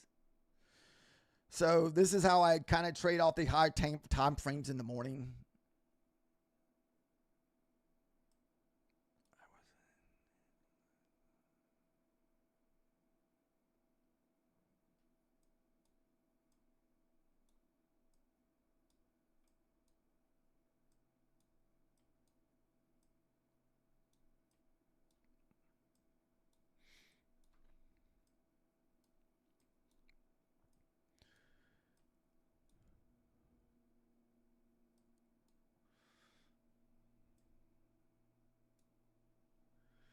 Oh no, you're fine, Floby.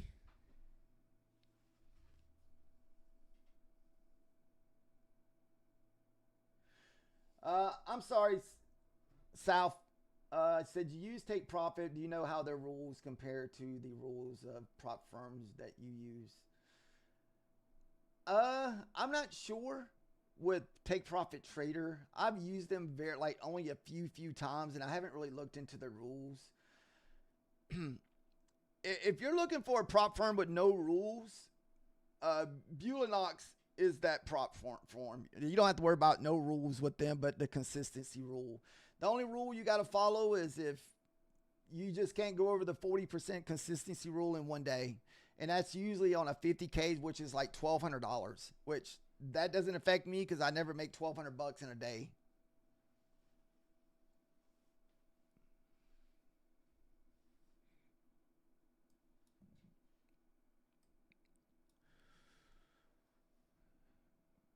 Tell people to trade options. Dude, is it not the options Super Bowl this weekend? Somebody's making a lot of money this Friday. This is OPEC Friday, guys. Is anybody in options? Is it your options coming to an end this Friday? You made a lot? Nice. Good old APEC Friday, man. That day will destroy you too. So be careful if you're trading Friday.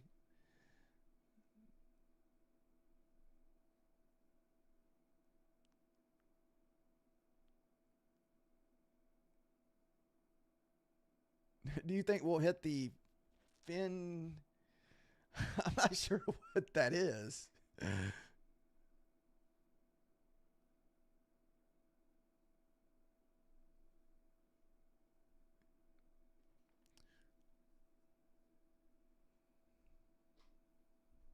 With you.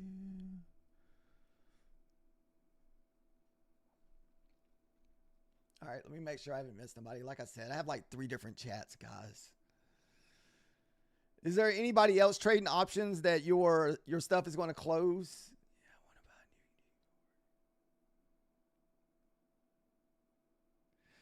about you? Oh, so you've been doing good on a bad keyboard? Nice. So there's a fair value gap. So technically you could position your stop loss right under it. Yeah, that where that fair value gap's about to print, that is also a support and resistance level that we're waiting on Greek, which is at that 40.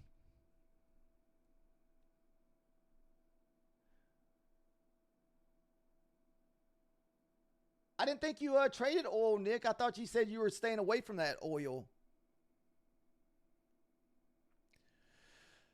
Also, Southpaw, Luciv has pretty good rules too.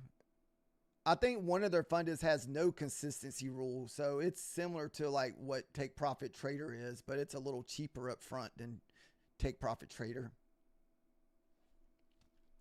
If you're a first time buyer with Luciv, it's like 50% off, so you could get an account for like $60 all in. If you're used to paying for those expensive Take Profit Trader accounts. Because I know that Take Profit 150, I don't even know how much. I forgot how much you said that costs. It has to cost at least 150 to 200. Because a 25K costs 90 with them.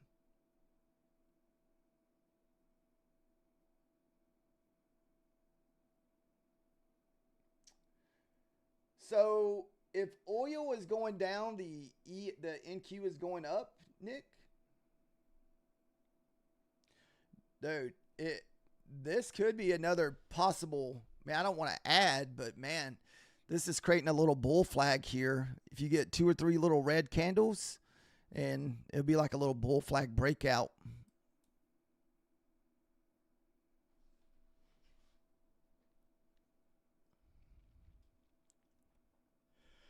I guess I didn't know that. The oh yeah, Apex 50K.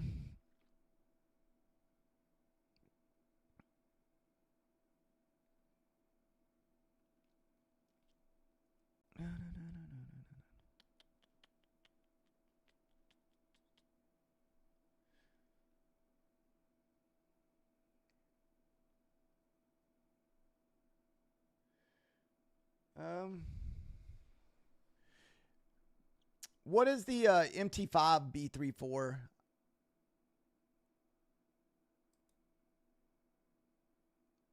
Maybe I don't recognize what that abbreviation is.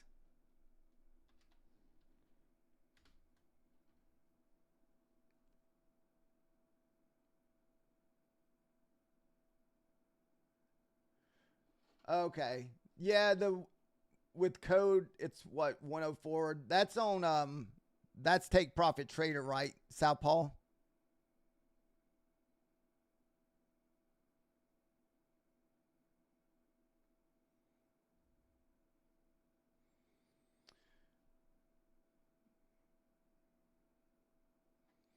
Meter reader even star. I don't guess I know what that is.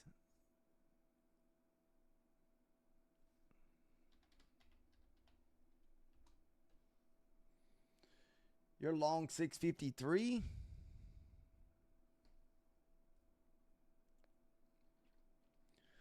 Woo. Man, we should have been long like on those big pullbacks down at the previous day close.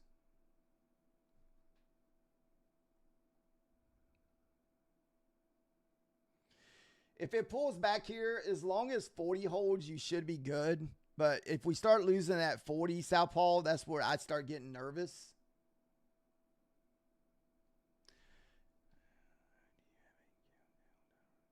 It's an indicator.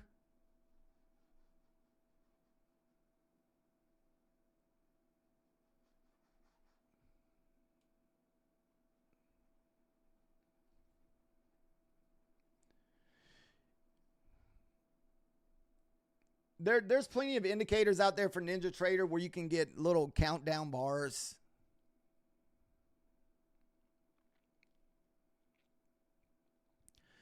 If we pull back here, as long as it doesn't break 40, we should be fine. It'll pull back into all those wicks. They got a lot of wicks sitting right here, so it should bounce off of these wicks. I mean, that's 3 big old wicks sitting there at 44, so it'll take a minute to get through those. I do have it free in my Discord. You just have to download.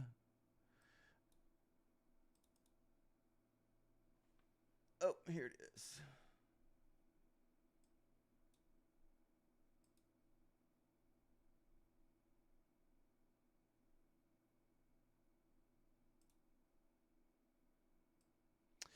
If you go over to Discord, let's see. It's in this one right here, the Zombie Pack 9NT. If you're using Ninja. Then for the indicator, it is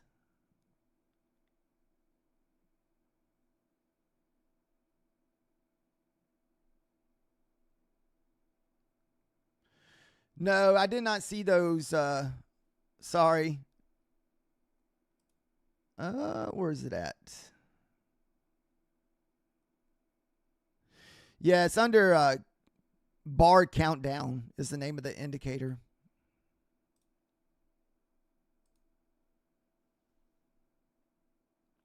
No, I didn't see any earnings today.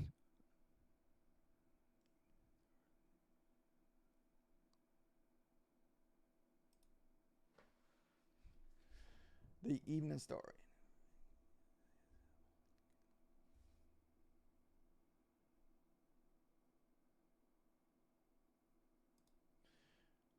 So oil is trying to break the line. If it does, I'm shorting the NQ. That is pretty interesting. Oh, at the oil and NQ, MNQ. I guess I didn't know that about that.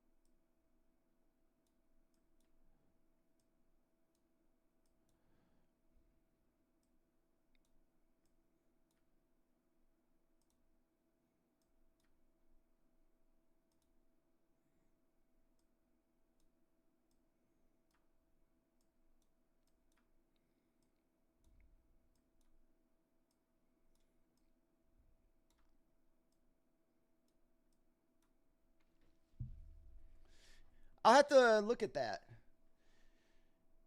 TDOC looks like a real consider for a safe haven in the bear market. Yeah, see, a lot of this other stuff, man, I have no idea about.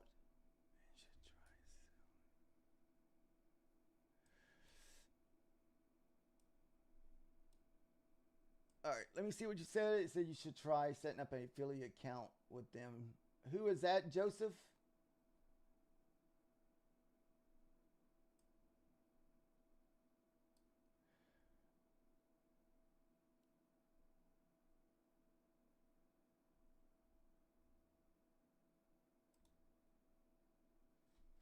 Oh, you're talking about Apex? Apex canceled my affiliate for some reason.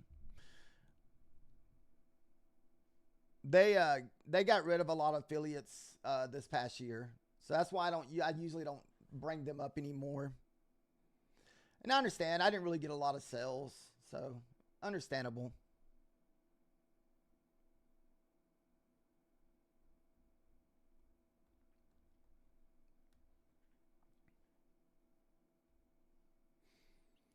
So right now we're just using, like I said, Trader Launch, Bulanox, Lucive, and My Funded Futures.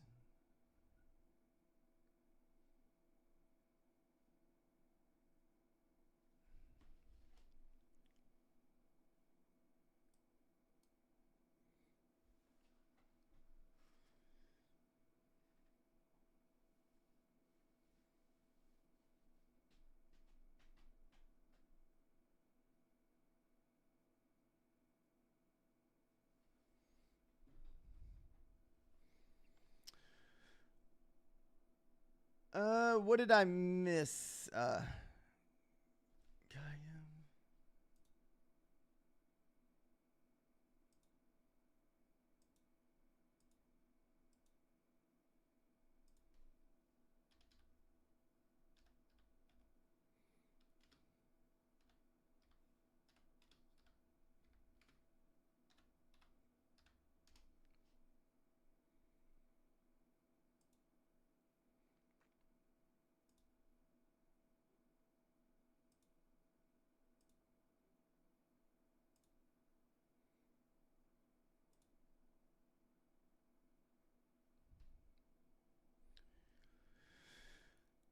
What did I miss? Kim Hugh. Sorry if I'm saying that wrong, sir. Do I only trade NASDAQ? Pretty much.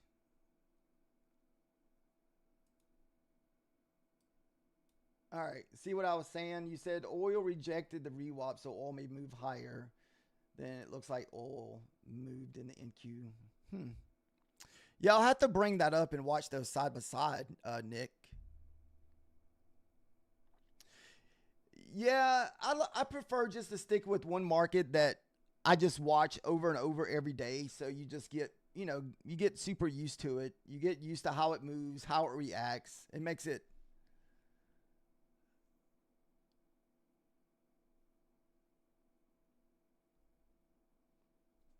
Yeah, we're only 5-minute charts.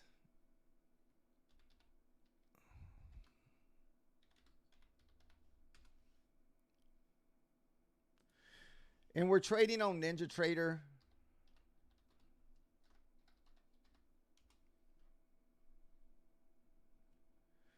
What's up, Sean C? How are you doing? Dude, I've been slowly grinding the Trader Launch account, man. The only thing that I struggle with that, dude, is I struggle using Quantower, man. I don't know why. I just cannot get used to Quantower. I just can't use it enough. I've been working on trying to get better at Quantower for quite a while, but I still struggle. Now, can I still trade that same account on Deep Chart since it's already tied to Quantower?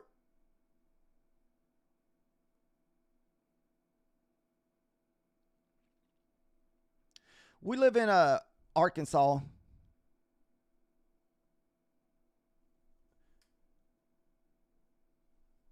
Kind of where the University of Arkansas is.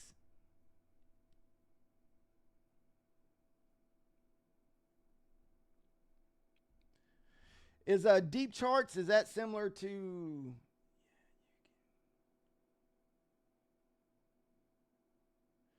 So are Deep Charts kind of like Trading View charts?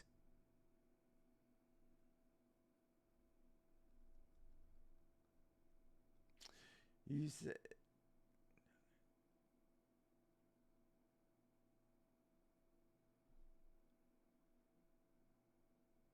You said Alvin Tyler Green was your QB?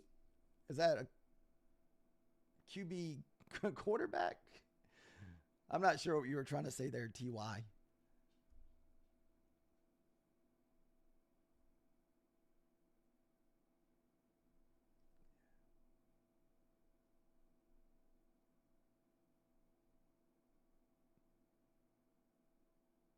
Your niece goes to U of A. Nice. Actually, I'm wearing a Razorback red shirt.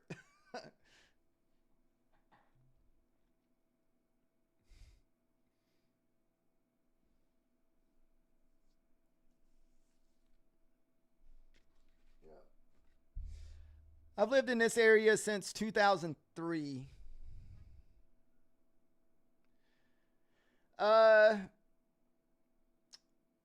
My rental house got hit by that storm. I have a rental house, and unfortunately, I was out of town when it happened. I was actually in Atlanta when it happened. And luckily the trees in the backyard didn't fall over, but they got pretty much just shredded. The trees did. And I think I had a big branch that went through the roof, and it went through and into the garage. So, but luckily no one in my family got, nobody got hurt. So, because my daughter lives in that rental house and her husband. So, lucky, like I said, the trees didn't fall down. Though we're losing the 40 crap. We hit that, 1, 2, 3 big wicks up there. As long as 34 holds, we're good. Just need 34 to hold up here.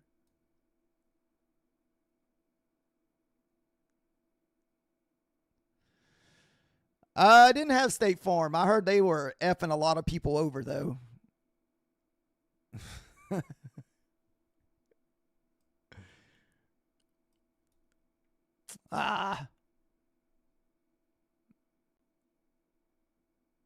Nice, Christian, on the callback.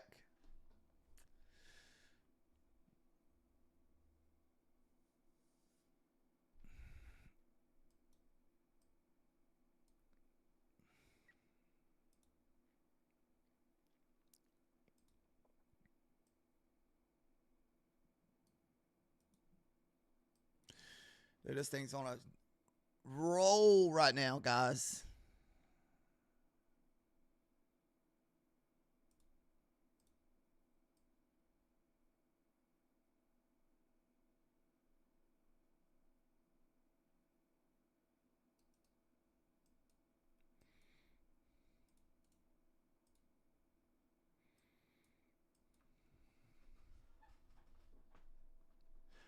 Oh, Tyler Green, the Arkansas quarterback. Oh, okay. Oh, you were saying he was your quarterback. Okay, now that makes sense to me. I didn't really catch on to that. I'm sorry. I haven't really been following football very much of late since the college just turned into like the NFL. So I just have lost interest in college football. I used to love watching college football, but now it's turned into the NFL. All the players just come and go. It's not like college no more. You can't really follow a player from his freshman year as he moves up and gets better through the years. Now they just show up to a team. You understand it's, hey, if you can make a lot of money, I guess you can make a lot of money. But it's basically the NFL now. So basically they'll show up to college for 2 years and do good and go somewhere else for the bigger paycheck. Why do you think Indiana won their championship this year? Indiana had the oldest team in college football, and that's because they went out and bought all their old players, and they had a good season.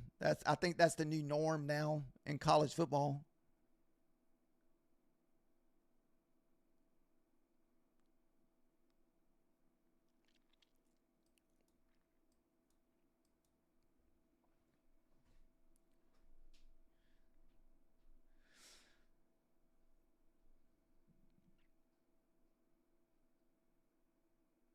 Mm-mm-mm. Oh, music stopped here.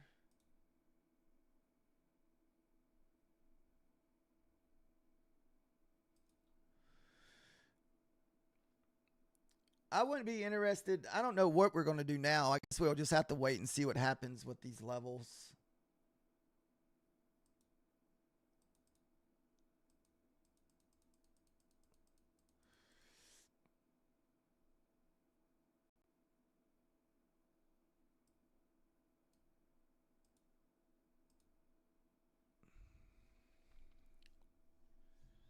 Ron Mallett went to your high school.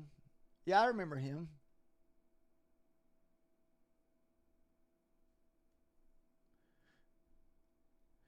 Did he die in a swimming accident recently, or was that another Arkansas player?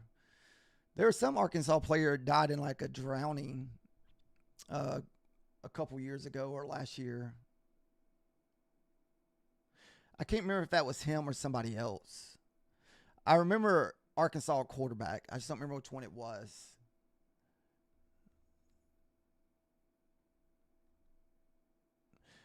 Thank you, Kenyon. Sorry if I'm saying that wrong, man. Oh, he did? Okay, yeah. I remember one of the quarterbacks. I just couldn't remember if it was him or somebody else that had died in a drowning accident in the Gulf.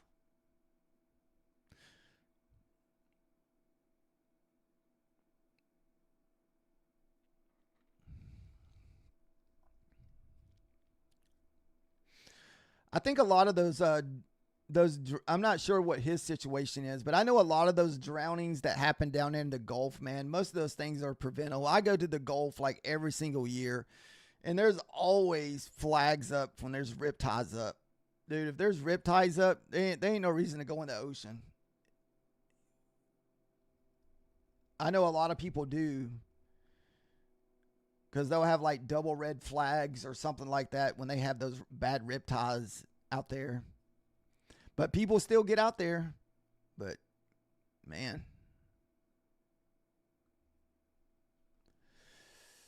scurry. I like going to the ocean, but I don't like getting in the ocean. I can sit on the beach all day long and not even get in the water.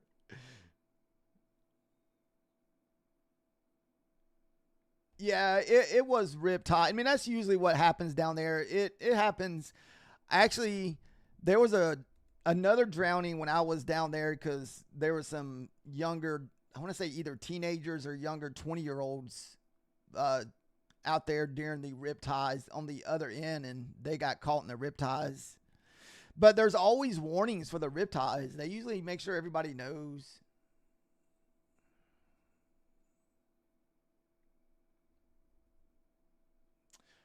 Oh, I don't know why YouTube would be blocking your message. What does it have to do with? Is it a political message, Sean? That's the only thing I have blocked on my page is political stuff. So I don't know if it has something to do with that. Does it have to do with anything political?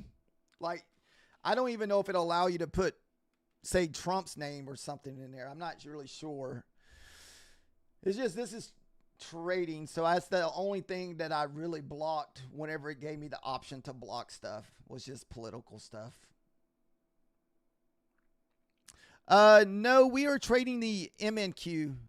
Oh, see, it'll let you put Trump's name in there. So I'm not really sure why it would block it then. I don't have anything that you can't put in there. So.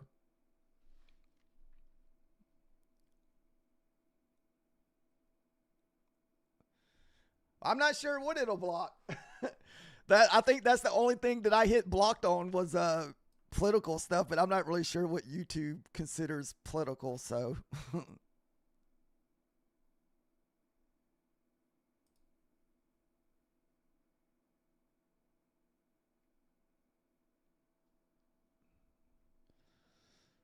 Nice.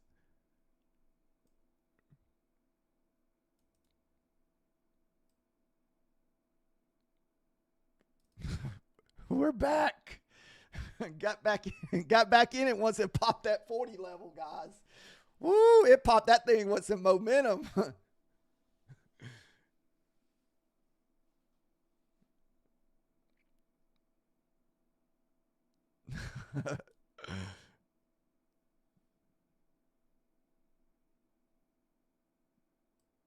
All right, let's see if the runner can get us up to the 95s. That's kind of what we were targeting earlier.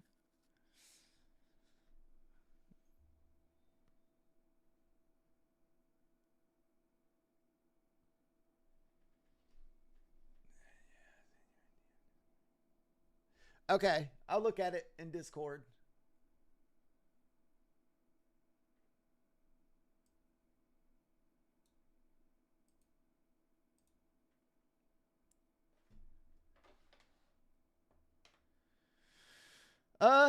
Let's see.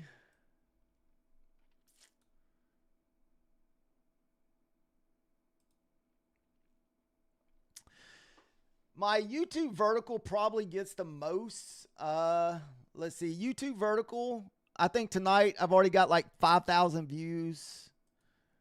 Horizontal is usually like 100 or so. TikTok, I got 2,500 views.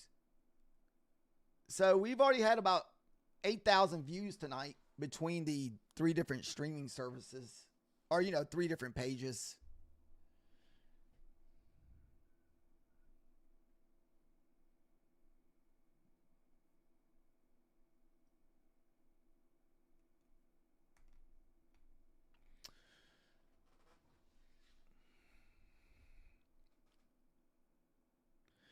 But most of the ones when you're looking at vertical on YouTube, that could be from anywhere, I want to say average time on vertical sometimes is between like 30 seconds to a minute, that most time people just stop by, watch, and keep going.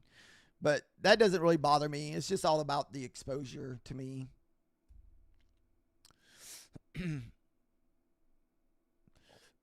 We're still going to be targeting that 95 as our final target. So that was pretty much the target we were looking for earlier. It's going to be right there at that gap fill in. And there's 1, 2, 3, 4 candles sitting up there at 705.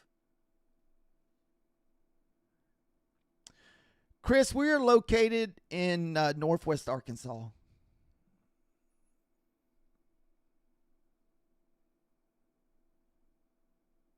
I'm sorry. What did Miff say? I guess I missed the first part of that message. Oh, he says I like exposing myself. No, we don't do that kind of stuff. Miff only wishes I was exposing myself, I guess.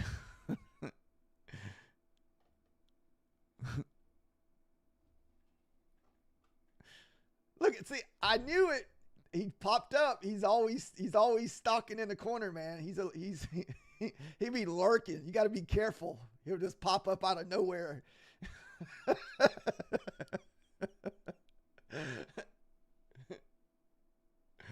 Oh. You just don't know what myth you're going to get. You're going to get Methodical Man or you're going to get John. You don't know. Get either one. Oh, goodness. You're missing all this good price action tonight, Myth.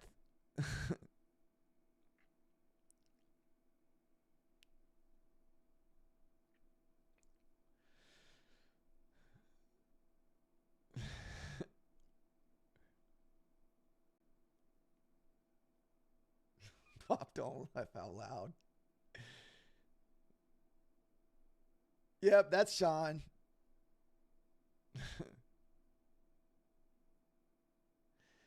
Yeah, I have other income rule. So I also work on the side. We also have rental properties, and my wife has a hair salon. So we have multiple streams of income. I don't really make a lot of money off YouTube's, and the affiliates kind of up and down. I made as little as $100 a month and as much as $500 or $600 a month. That's pretty much the way it's been for the last year.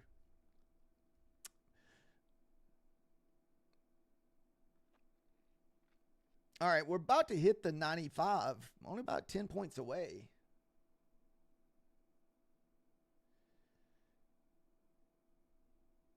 What's up, man?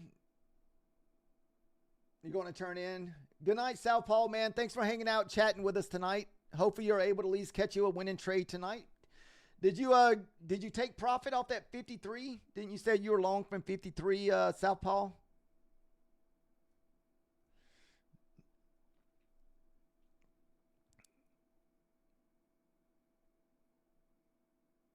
Or did you get stopped out on that pullback?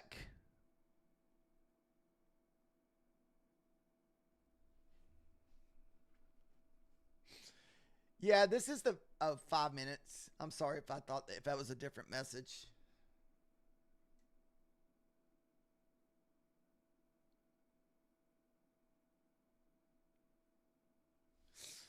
You said gold.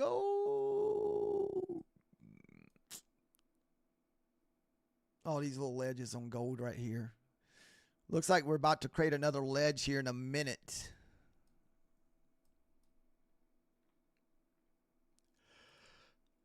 So, oh, it took you back on whatever that pullback was. Yeah, that was a pretty wild, intense pullback, dude. That was what? Almost 50 points back down to the 600.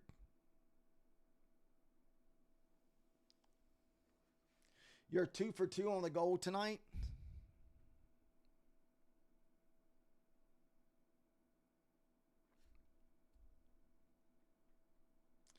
Thanks for the follow, Chris. From New York. New York. Woo.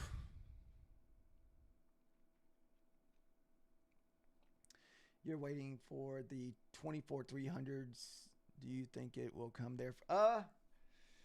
Dude, anything is possible during the OPEC tomorrow. I'm not really sure what's going to happen on OPEC Friday.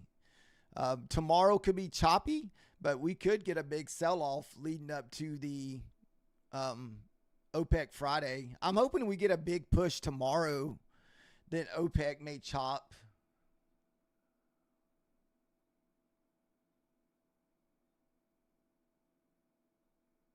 You lost 40%.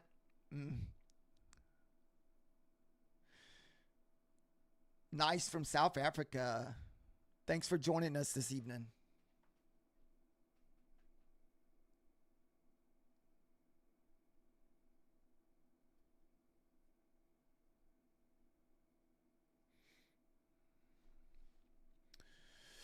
Ooh, we hit a little roadblock here at the 85, right below the 90s, which is usually pretty common. We're looking for us to fill in this fair value gap up there at 705, so we're about 10 points below that. I would think this would just be a little pullback to the 75. Then this second push should get us up there. You said you got cooked this morning, or TD?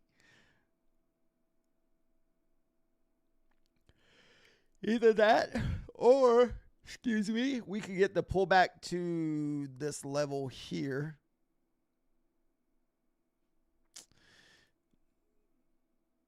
Is anybody watching the series Ted? I've been watching that series Ted. It's pretty wild for anybody that likes slapstick comedy.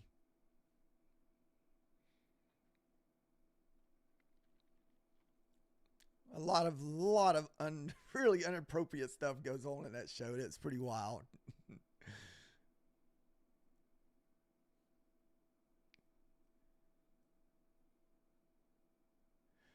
Candle dealer, we're in a long. We've been in a long all night long. We were first of all long from like the 40. I DCA'd back into the 24. Then I averaged back in. I was all the way, my long was at the 90. We ended up taking 40 points and we got stopped out on this really big pullback a while ago. And then I re-entered again.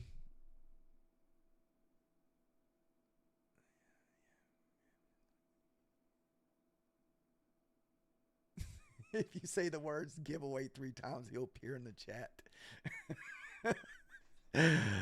That's a pretty good one. I like that one, Nick. If you say giveaway, he just pops in.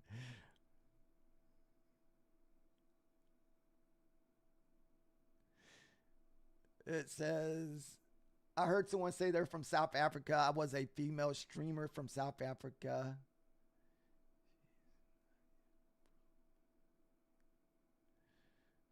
Woo, that's a lot of subscribers, man. 15,000. We're in the 5-minute time frame.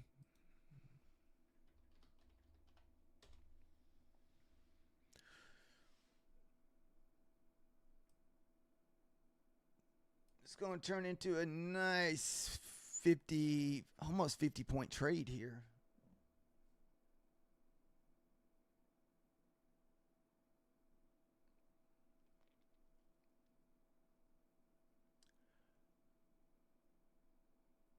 Holly trades, or Holly she trades.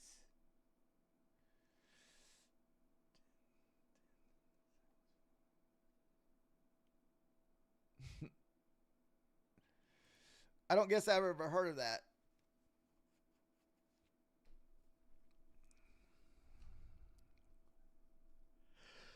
Whew, excuse me. Goodness. So that was a 90 hit. Unfortunately, we could reject pretty hard off this 90, but man, I would think we'd fill in this gap here. I want to try to take it right under the 700s because I don't want to fight the whole number. And I don't want to fight that wick sitting at 705.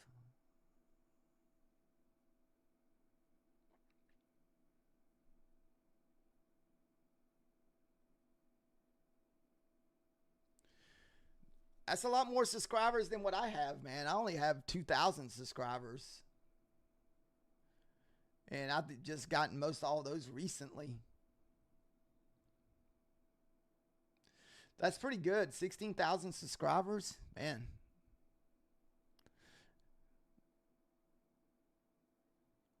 Nice. All right, we hit our 50 points. Banger, banger, guys. Let's see what kind of resistance we get here. Remember, at first I wanted to target those previous day lows from, what's that? If this is Wednesday night, this was the Tuesday, so this would have been Monday's, not day previous close here. Yeah. Excuse me.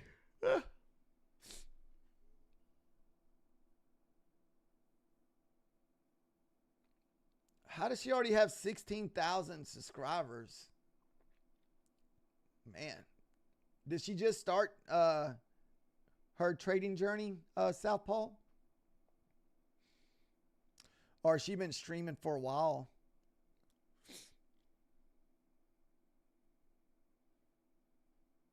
All right, let's see what happens when we hit this big old wick at the 705s here. We got about 4 candles to the downside, so you would think that we would have some kind of pullback here. I didn't want to fight this level up here, so this is why we took profit at 95. No snow. We just got out of our trade. We were long from 40 or 50, something like that. So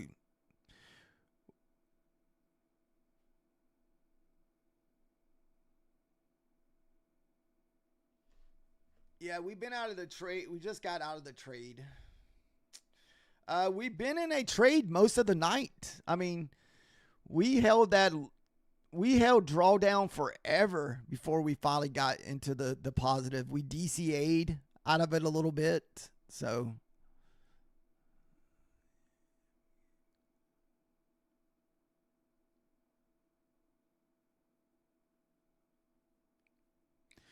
okay, so you're looking, she started last year. She did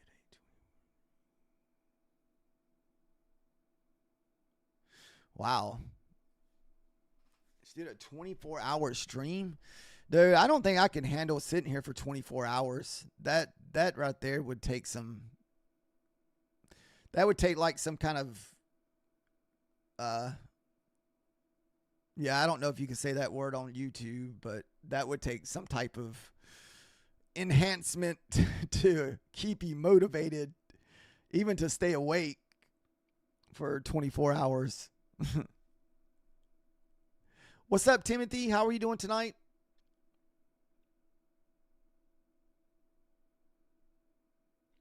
Thank you, Ty. Thanks for hanging out, chit-chatting in the lobbies.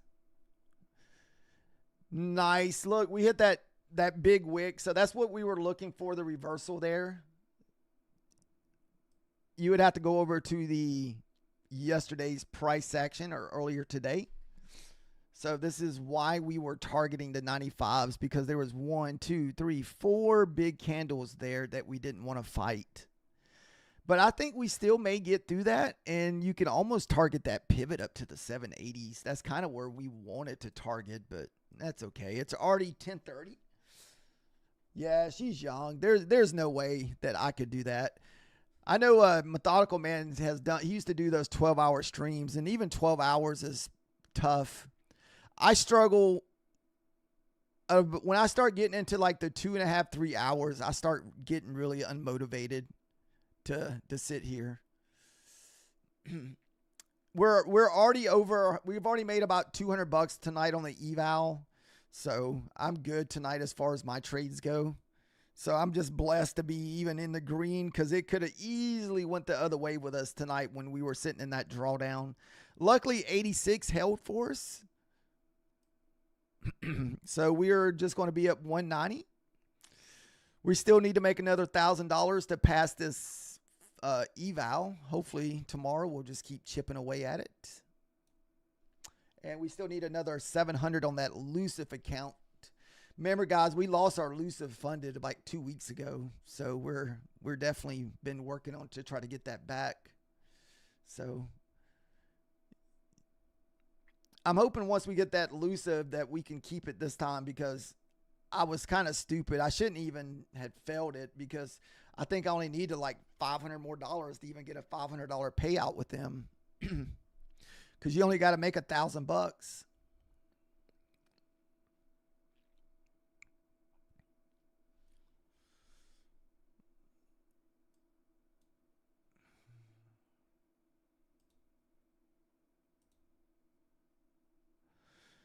If we break the 700s, I may try this with 1 micro.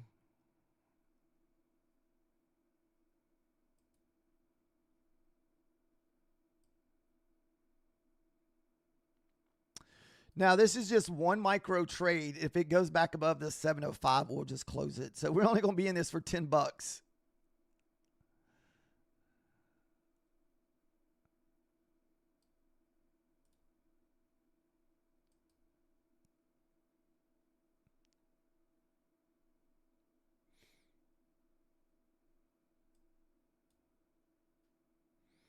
And it could continue a lot higher here, guys. I just didn't know if we needed like a small pullback here or not. You know, get that, 40% pullback.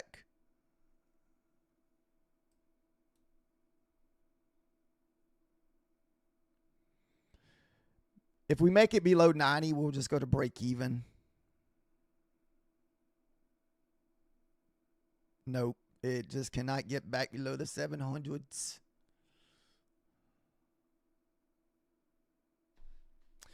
Like I said, I don't have any idea that we can move lower. During the daytime, if you trade the New York, the market likes to go from whole number to whole number. So a lot of times we'll hit the 700s, go back to the 75s, back up to the 700s, up to the 25, back to the 700s, then back up to the 50 for anybody that likes to trade whole numbers.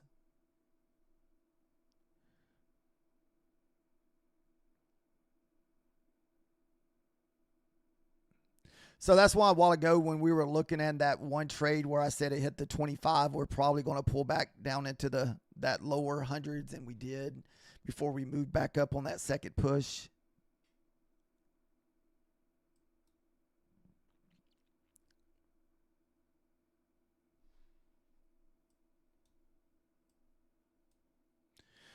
I'm hoping we make a pullback maybe down to the 65s or so. This way we would retest this ledge right here.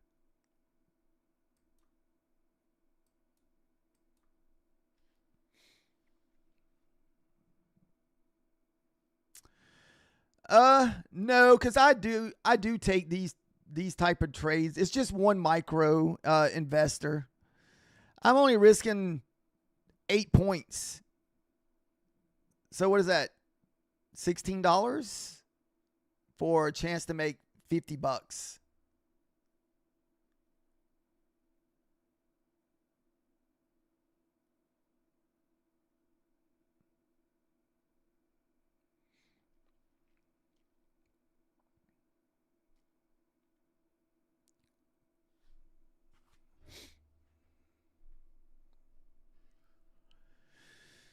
And this could go ahead and push up to the 25 here. So, because we still haven't quite broke back below the 900s yet, or the 700s.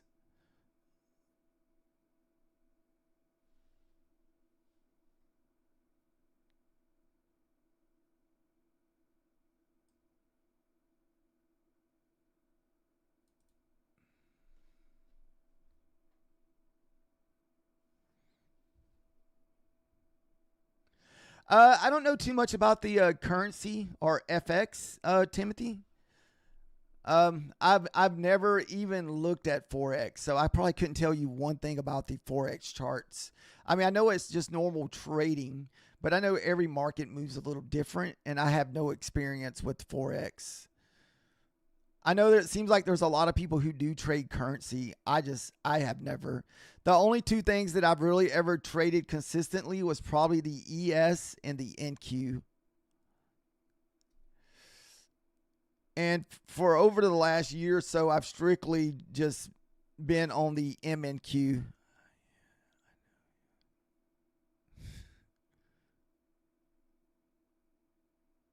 What's up, Paco Trades? How are you doing tonight?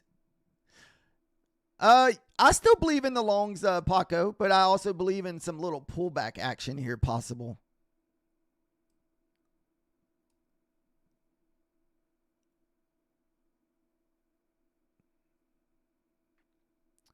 Like I said, we're in this very, very low risk, like 8 points. So if it stops us out, this will probably be my last trade of the evening. And it's one micro, so I didn't think it would hurt to see if we would get that little pullback to the 75 here.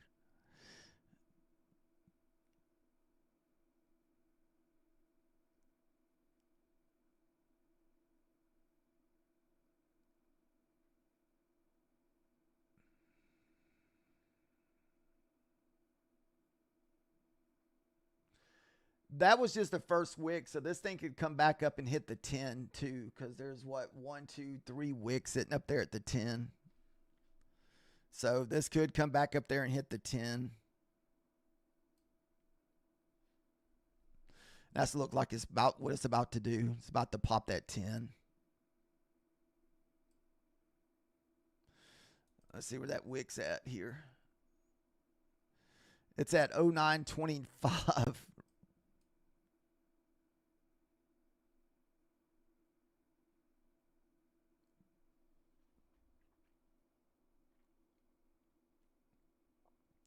Guys, like I said, this will be my last entry of the night, guys. I have to get off the charts. It's already 10:30 or 9:30 my time.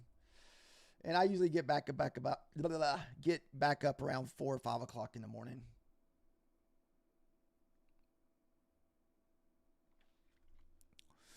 So, as you can see, we're only in this right now for 11 bucks. So if it stops us out, we'll be down at what? An extra 10, 15 bucks or 20 bucks? 20 bucks, I think. So that's 10 points times 2. So yeah, 20 bucks. It's definitely going to hit the 10s because there's those 2 wicks that are sitting at 709.25.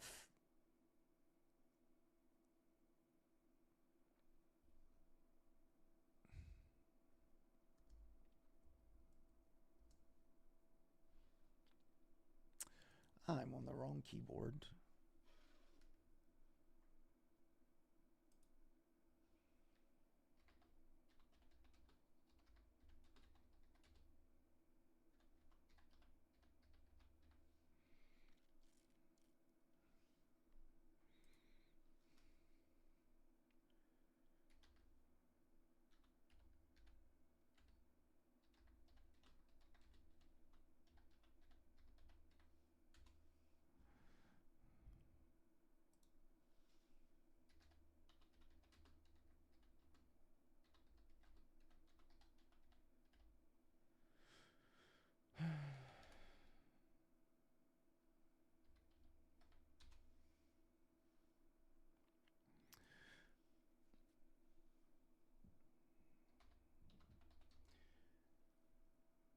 Dude, I dropped below the needing $1,000 on my one fundeds today.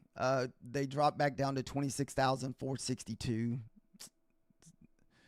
Going in the wrong direction on those things, guys. Wrong direction. Those are the counts that I usually only take $100 loss at max on those during my trading sessions. Like I said, we should hit that 927.09, whatever. There's 2 big wicks that are sitting right there at the 709.25s.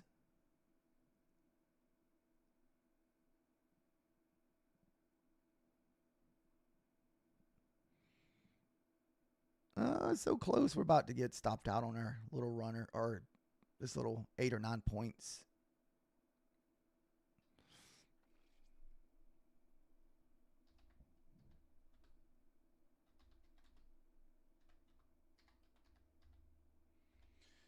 Yeah, there's 2 candles sitting there at the 709s from yesterday.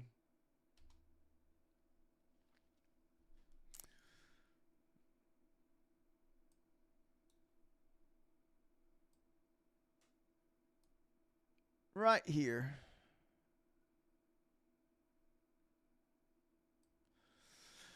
All right, guys, that's going to do it for me tonight. I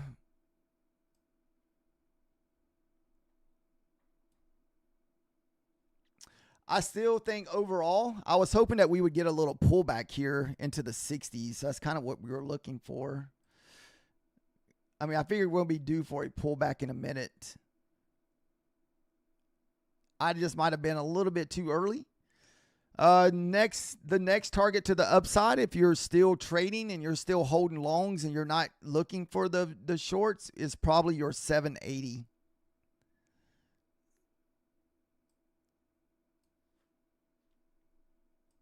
$780 would be the next target I would look for if you're still holding. What's up, man, from Russia? Everyone have a safe evening this evening. And we'll be back for the New York session at 9 o'clock in the morning. Thank you, guys.